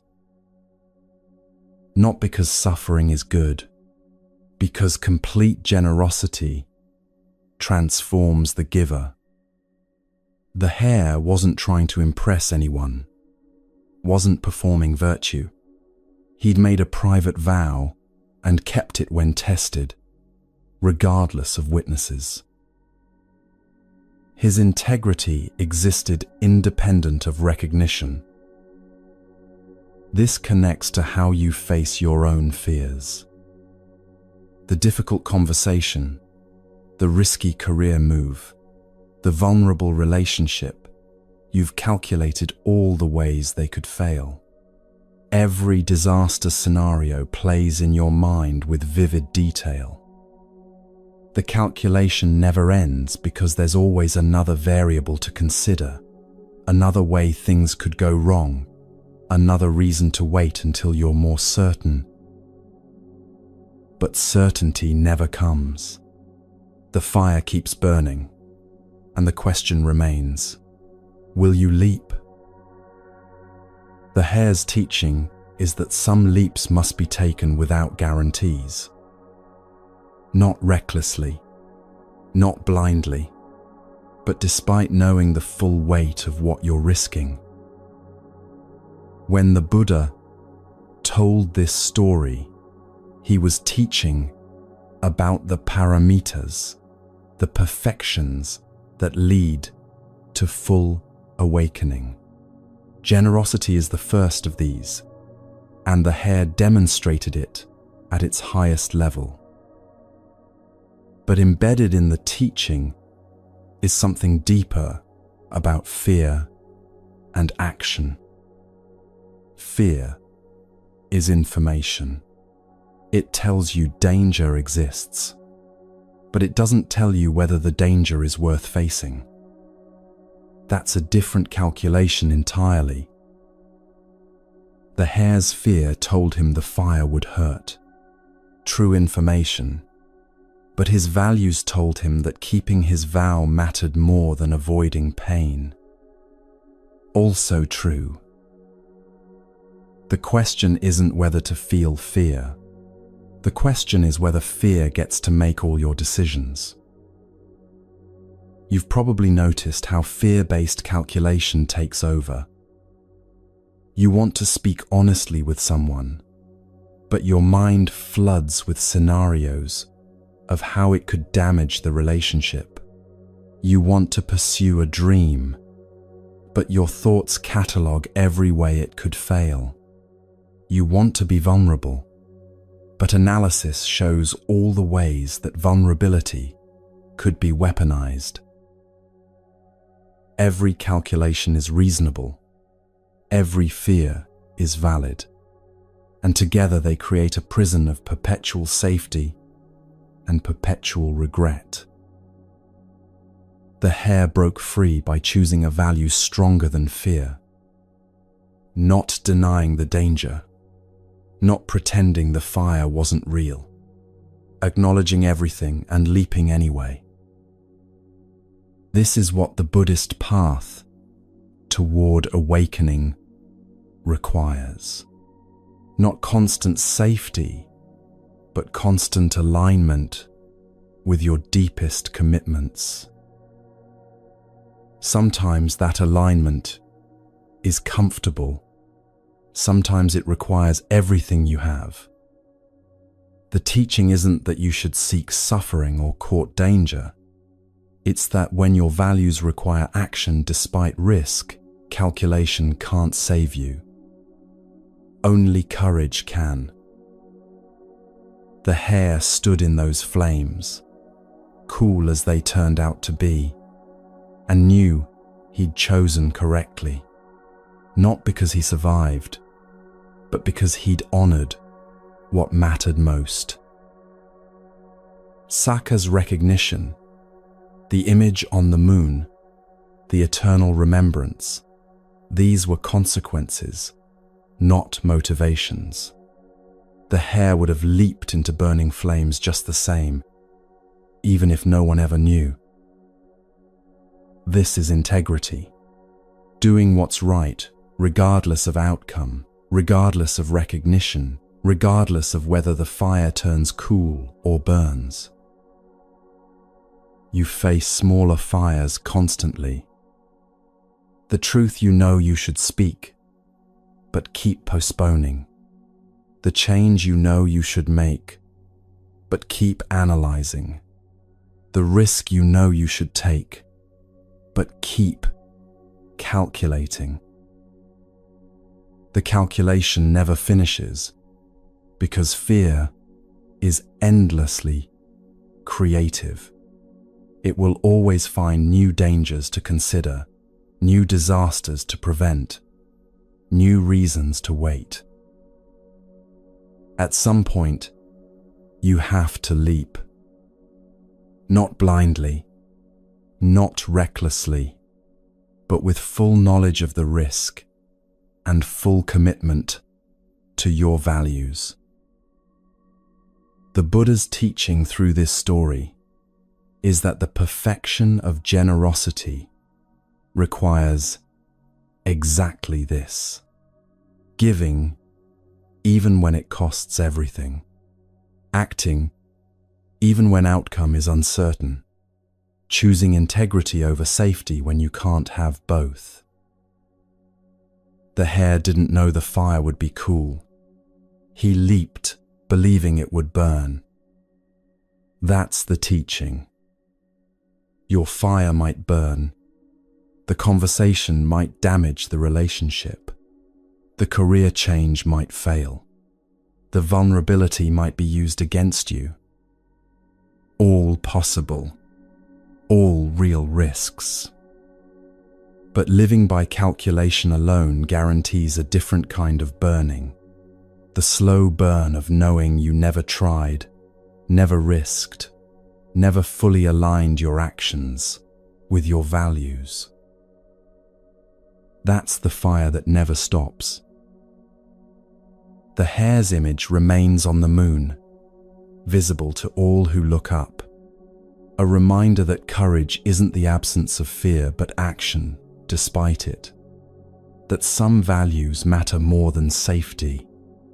That integrity tested is integrity proven. What fire are you calculating instead of leaping into? What risk are you endlessly analyzing instead of accepting? What matters more to you than safety? If only you could stop overthinking long enough to act. The hare knew. When the test came, he didn't hesitate. He'd already decided what kind of being he wanted to be. The fire was just confirmation. In the next teaching, the question shifts from courage in the face of danger to gratitude in the face of existence itself. A blind turtle surfaces once every 100 years. An ocean covers the earth. A single wooden ring floats somewhere on those waves. And the odds of that turtle finding that ring reveal exactly how precious this moment is.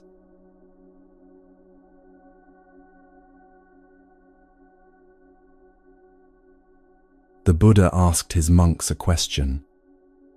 Imagine, he said, that this entire earth were covered with water, one vast ocean, no land anywhere, waves stretching to every horizon.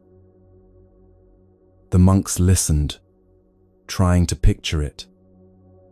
Now imagine, the Buddha continued, that someone throws a wooden yoke into this ocean. A single ring, like those used to harness oxen, with one hole in the center.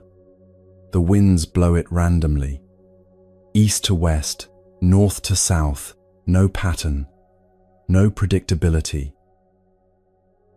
The monks nodded, following the image. And suppose, the Buddha said, there lives in this ocean a blind sea turtle. This turtle surfaces for air only once every 100 years. Just once per century, it rises from the depths to breathe. He paused, letting them absorb this. Now tell me, what are the chances that this blind turtle, surfacing randomly once per century, would put its head through the hole in that wooden yoke, drifting randomly across an ocean covering the entire earth? The monks looked at each other. The mathematics were impossible. The odds were so small, they barely existed. It would be an extraordinary coincidence, Lord, one monk finally said.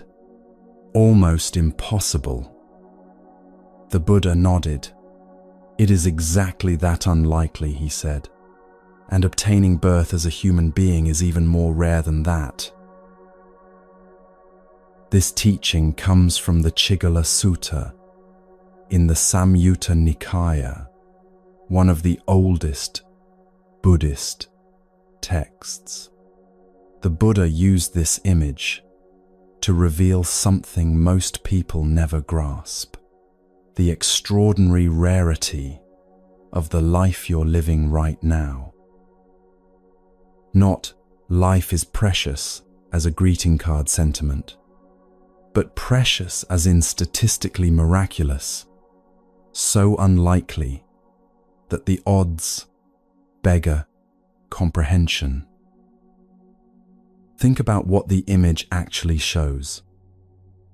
An ocean covering the entire planet, millions upon millions of square miles of water, a single wooden ring blown randomly by winds across this vast expanse. A turtle that surfaces once per century, not once per year, not once per decade, once every 100 years. It rises for a single breath before descending again into darkness. And this turtle is blind. It has no way to navigate toward the ring, no ability to search for it, no means of improving its odds through effort or intelligence. Pure chance, astronomical improbability, and even this impossibly rare event is more likely than being born human. The teaching addresses something specific about how you relate to existence. You complain, not constantly perhaps, but regularly, about your job, your body, your circumstances, your limitations. You analyze what's wrong with your life instead of recognizing what's extraordinary about having a life at all. A friend gets promoted, and you spiral into comparison. Your body ages, and you treat it like betrayal. Your income doesn't match your imagined lifestyle, and you calculate all the ways you've failed. Meanwhile, you're breathing without effort, thinking complex thoughts, reading symbols on a screen, and extracting meaning from them, making choices about how to spend your time. These aren't ordinary capabilities. They're the wooden ring. The Buddha taught that beings cycle through countless rebirths. Most of these rebirths occur in realms where practice is impossible, as animals driven purely by instinct, as beings in states of extreme suffering or extreme pleasure that prevent any reflection. Try to imagine existence without the capacity you currently have. Born as an ant, your entire existence would be chemical signals and programmed responses. No contemplation of meaning, no choice about your actions, pure instinct driving every movement until death. Born as a being in extreme suffering, every moment would be consumed by pain, so overwhelming that thought becomes impossible. No space for reflection, no capacity to practice, just raw sensation obliterating everything else. Born as a being in extreme pleasure, the opposite problem. Why seek freedom from suffering when suffering never touches you? Why practice when everything feels perfect? Comfort becomes its own prison. Human birth is rare because it provides specific conditions. Enough suffering to motivate seeking freedom from suffering. Enough capacity to understand teachings and practice. Enough freedom to choose how to live. Not too much pleasure that you're complacent. Not too much pain that you can't function. Right in the middle, with just enough discomfort to seek and just enough capacity to practice. This balance is the wooden ring, and you are the blind turtle who surfaced exactly when and where it floated. Consider what had to align for you to exist. Your parents had to meet. Out of billions of people on Earth, these two specific humans had to encounter each other, had to feel attraction, had to conceive at the exact moment that created you, rather than a different genetic combination. Their parents had to meet, and their parents before them. Trace it back far enough, and you're looking at millions of precise encounters, each one necessary for your existence. One different choice by any ancestor, one different turn down a street, one different decision about where to live or work, and you wouldn't exist. Someone else might exist, but not you. That's just the biological lineage. The Buddha's teaching goes deeper. You could have been born as anything. In Buddhist cosmology, there are countless forms of existence.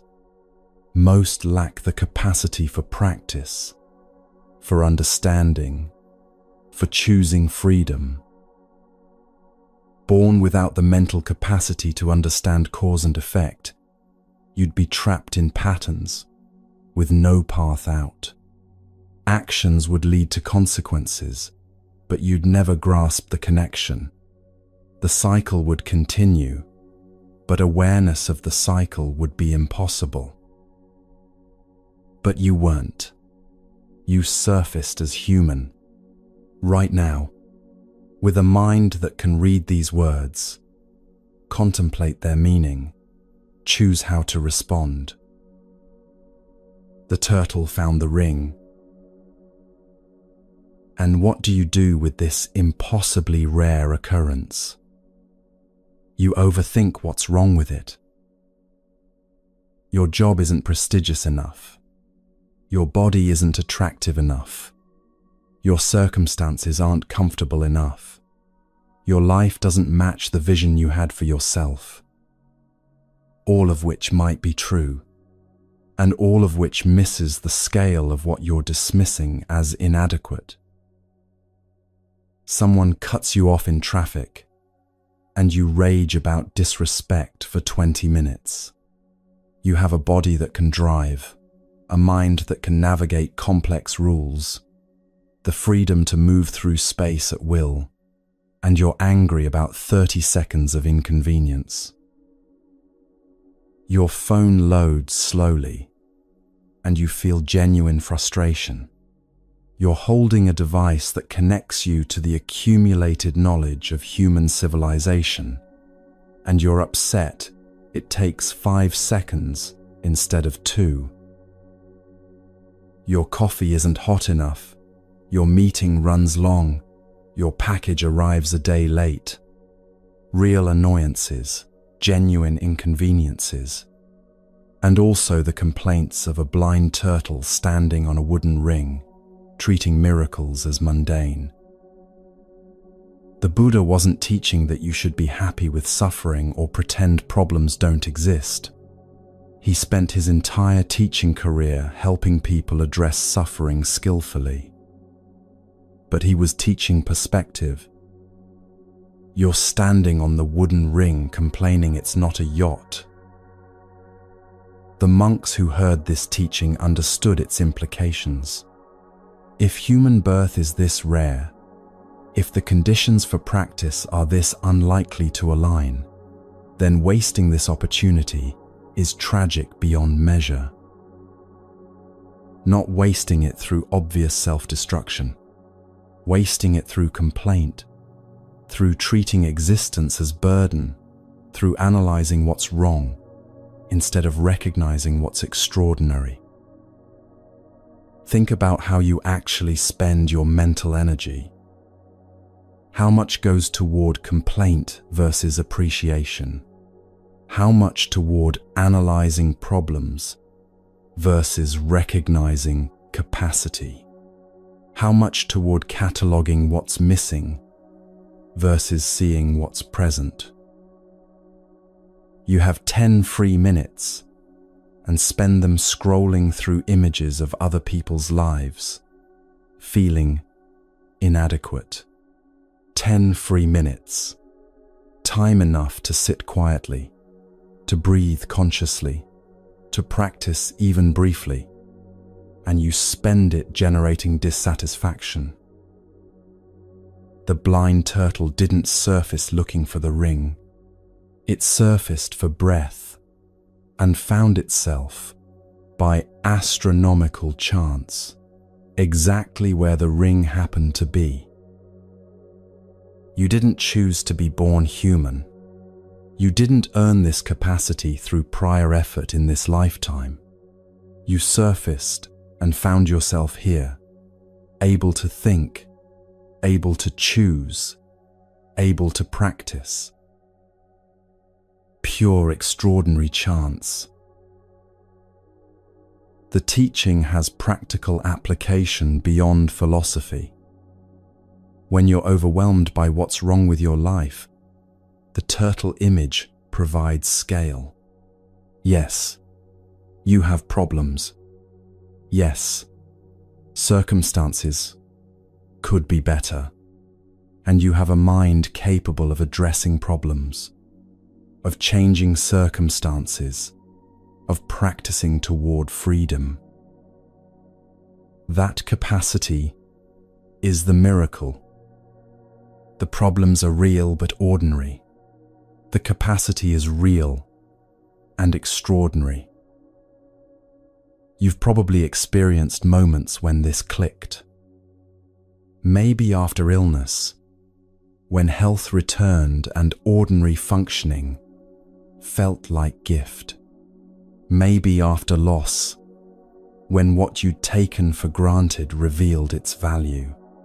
Maybe in simple moments, breathing easily, thinking clearly, choosing freely, when the baseline miracle of existence became visible. Those moments don't require special circumstances. They require seeing clearly what's always true. The Buddha gave his monks this teaching to create what's called samvega, a word that doesn't translate cleanly into English. It combines urgency, wonder, and appropriate concern. urgency, because this opportunity won't last. The turtle will descend again, and when you'll surface next, if ever, is unknowable. Wonder, because the improbability of being here at all should take your breath away. Appropriate concern, because wasting something this rare carries weight. Not fear that paralyzes, concern that motivates, that clarifies priorities, that cuts through the trivial to reveal what actually matters.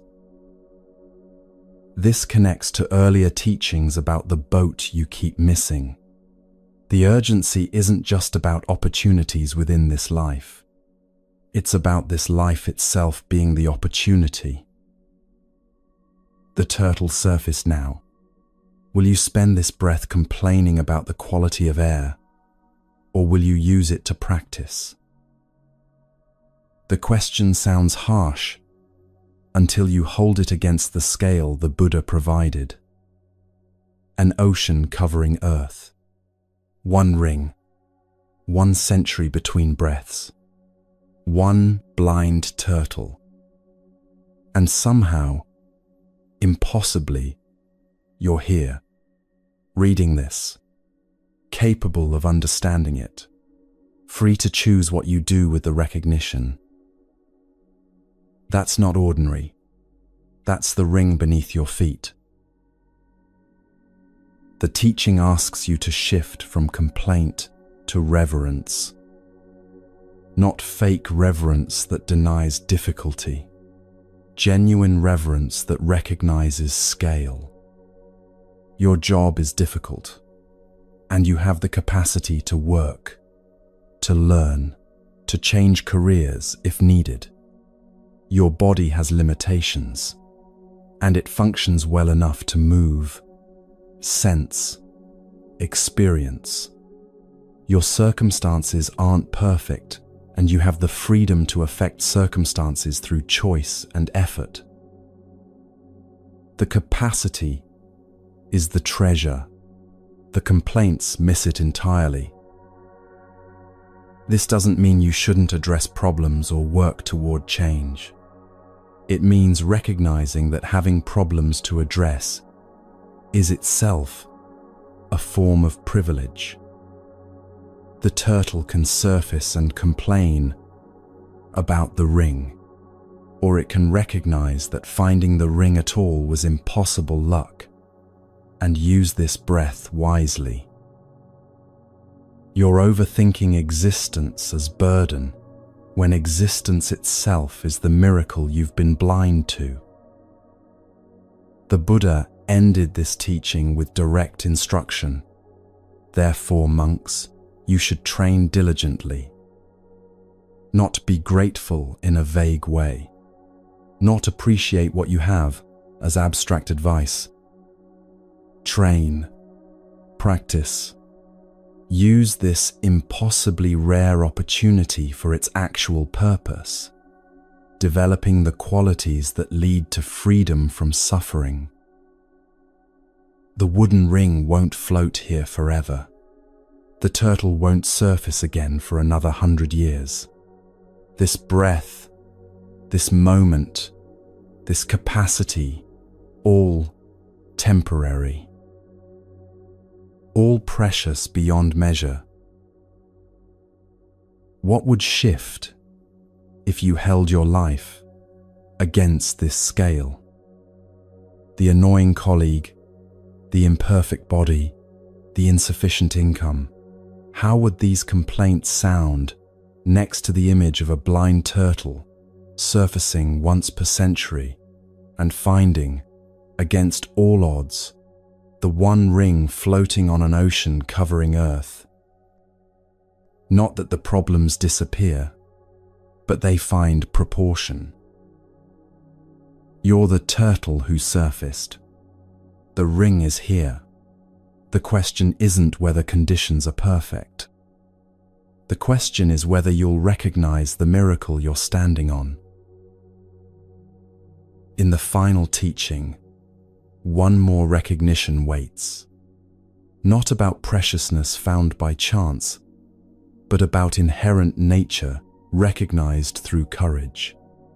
A queen stands before an assembly and proclaims something that silences all doubt, something that every being carries but few ever see. The lion's roar that ends all overthinking by revealing what was true before thought began.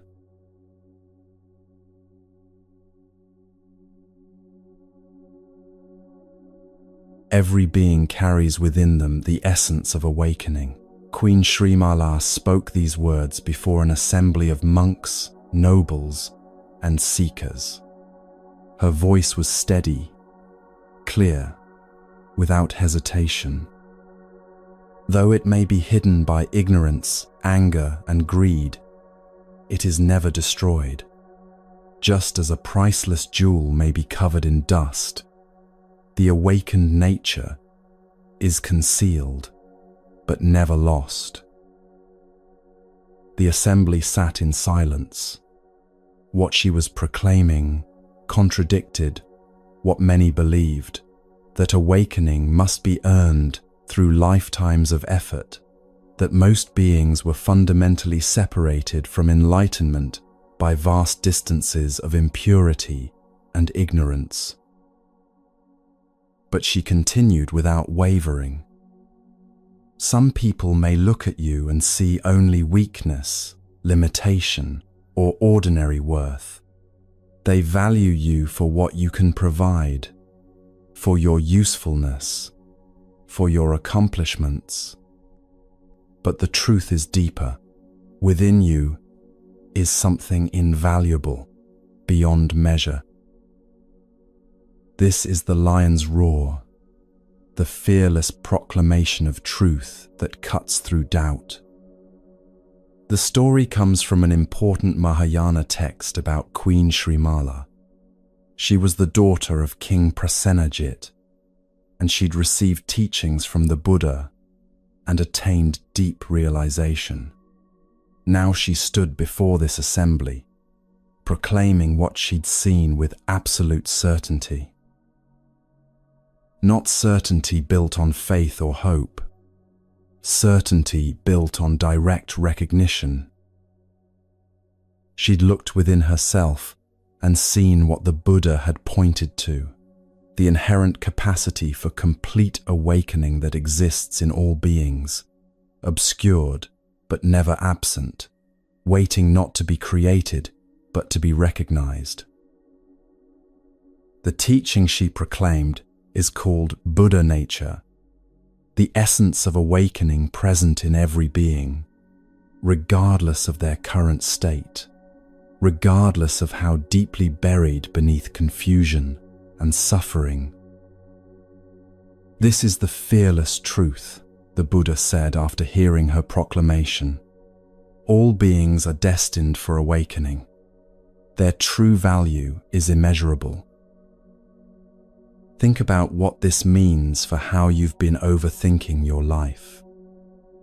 You've spent hours measuring yourself against others, calculating whether you're smart enough, worthy enough, successful enough. The evaluation never concludes because you're looking for external proof of internal reality. You're trying to earn what you already possess. The jewel from the first story, the wooden ring from the seventh, these weren't metaphors for potential. They were metaphors for present reality obscured by ignorance. The poor man didn't need to develop the jewel's value. He needed to see that it was already sewn into his robe. The turtle didn't need to create the wooden ring. It needed to recognize it had surfaced exactly where the ring floated. You don't need to become worthy. You need to recognize the awakened nature you've been carrying all along.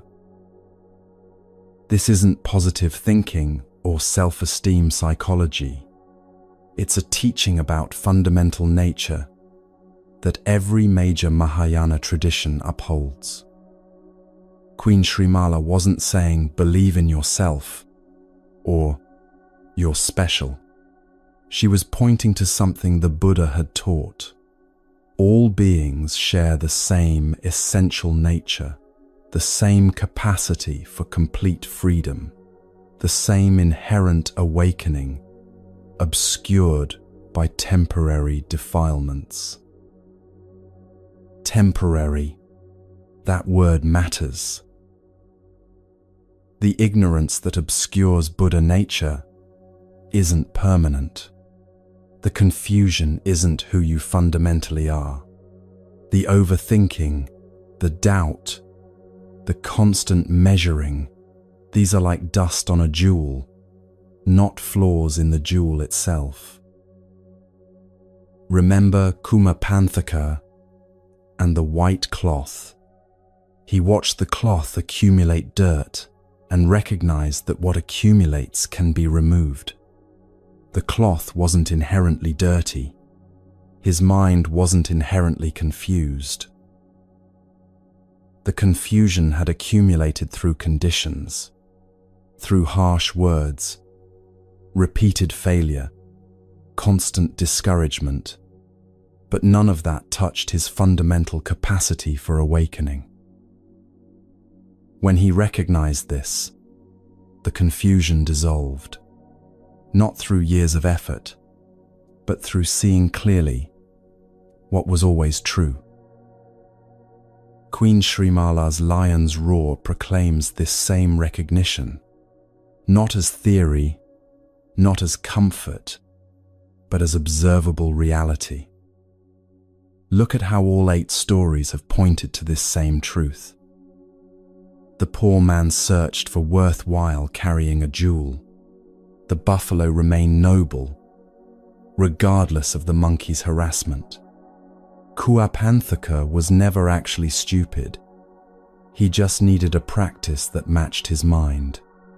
Vidarbha's death didn't diminish the truth that some conditions are beyond control.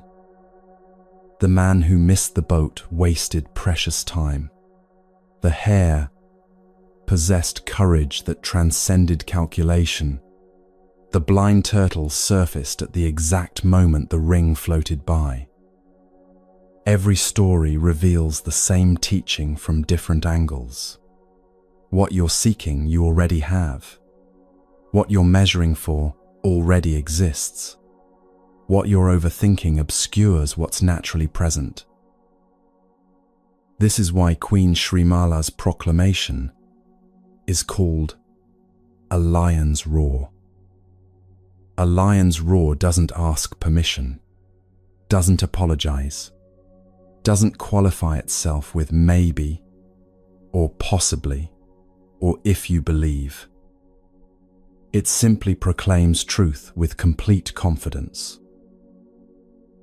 Every being carries the essence of awakening, not might carry or could develop. Carries. Right now. Already. When you hear this teaching, really hear it, not just intellectually understand it, something fundamental shifts. The overthinking loses its urgency, not because your life suddenly becomes perfect, but because you stop looking for proof of worth in achievements, comparisons, and external validation. You recognize that what you've been frantically seeking was present all along, just obscured by the very activity of seeking. Think about how this applies to each form of overthinking these stories addressed. You overthink your worth because you believe worth must be earned. But Buddha nature can't be earned. It's already present. The measuring is unnecessary. You overthink reactions to difficult people because you believe their behavior diminishes you. But the buffalo's nobility existed independent of the monkey's actions. Their provocation can't touch your fundamental nature. You overthink your capacity because you believe intelligence or talent must be proven. But Kuapanthaka's awakening wasn't blocked by his apparent stupidity. It was blocked by the belief that he needed to be different than he was. You overthink control because you believe enough analysis equals safety. But Vidarbha's calculation couldn't account for the vast web of conditions. Some things unfold beyond individual management, and recognizing this is freedom, not failure. You overthink timing because you believe the perfect moment must be found. But the boat doesn't wait for perfect readiness.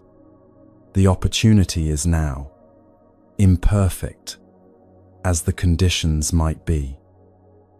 You overthink risk because you believe fear should prevent action. But the hare's courage came from values stronger than survival. Some things matter more than safety. You overthink existence as burden because you believe ordinary life is insufficient. But the turtle finding the ring reveals how extraordinary the ordinary actually is. This human birth is the miracle you've been blind to. And now, Queen Srimala's teaching brings all of this together. Every form of overthinking stems from one fundamental misunderstanding. You believe you're separate from awakening, that freedom is something distant you must journey toward through years of struggle. But the teaching says otherwise. Awakening isn't distant. It's obscured. The journey isn't toward something new, but toward recognizing what's been present all along. This is why the Buddha praised Queen Srimala's fearless proclamation. She understood and articulated what most people miss. You're not broken. You're not inadequate. You're not fundamentally flawed. You're a jewel covered in dust. A Buddha obscured by temporary confusion, awakening itself, wearing the costume of ignorance. The lion's roar proclaims this without apology, without qualification, without backing down before doubt. Within every being is Buddha, nature, never destroyed, only waiting to be seen. When this recognition lands, not as belief, but as direct seeing, the overthinking that has consumed so much energy simply stops. Not because you've solved all problems, not because life becomes easy, but because the fundamental question that drove the overthinking has dissolved. Am I enough? Loses meaning when you recognize you were never separate from enoughness. Will I succeed? Loses urgency when you see that what you're seeking is already present. What if I fail? Loses its terror when you understand that failure can't touch your fundamental nature. This is the freedom the Buddha taught. Not freedom from circumstances changing, but freedom from believing circumstances define you. Queen Srimala stood before that assembly and roared like a lion because she'd seen this directly. Not read about it, not believed it, not hoped for it. Seen it. And having seen it, she couldn't stay silent. The teaching had to be proclaimed, not for her benefit, but for everyone who still believed themselves separate from awakening. who still thought worth must be earned, who still measured themselves against impossible standards while carrying Buddha nature itself. You are that person. Reading these words, analyzing whether they're true, wondering if you can really trust this teaching, the very overthinking that keeps you from seeing what's already present. The invitation isn't to believe more strongly, it's to look directly. In this moment, right now, what exists before all the measuring begins, before the comparison, before the evaluation, before the calculation of worth. That's what Queen Srimala pointed to. That's the lion's roar. Not something you create through effort, not something you achieve through years of practice. Something already present, already complete, already free, just waiting for recognition. The Buddha confirmed her teaching because she'd articulated what he'd been showing all along through every story, every metaphor, every teaching. The jewel is already sewn in your robe. The wooden ring is already beneath your feet. The awakened nature is already your fundamental reality. Stop searching and see. Stop measuring and recognize. Stop overthinking and know what was true before thought began.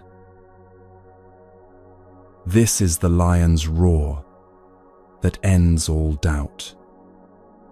Not because you've proven yourself worthy, not because you've finally achieved enough, but because you've recognized what was always true, what could never be taken away, what you've been carrying through every moment of searching and doubt. The essence of awakening, Buddha nature itself, already present, already complete, already free, just obscured by the very overthinking that promised to reveal it. Queen Srimala's teaching is the culmination of everything you've encountered in these 8 stories. Every tale pointed here, to this recognition, this roar, this fearless proclamation of what you are beneath all the confusion. The poor man discovered his jewel and walked away wealthy, not because the jewel suddenly appeared, but because he finally saw what had been there all along. You stand at the same moment of recognition. The jewel is already sewn into your robe. The question isn't whether it exists. The question is whether you'll stop searching long enough to see it. This is the teaching. This is the lion's roar. This is what ends all overthinking, not by solving every problem, but by revealing the truth that makes the fundamental question dissolve. You were never separate from what you've been seeking. You were never inadequate, never broken, never fundamentally flawed. Just a jewel covered in dust, a Buddha wearing the costume of confusion, awakening itself, temporarily unable to see its own nature. But now you've heard the roar. Now you know what the 8 stories revealed. Now the only question is whether you'll recognize what was always true, or continue searching for what you already have. The lion has roared. Can you hear it?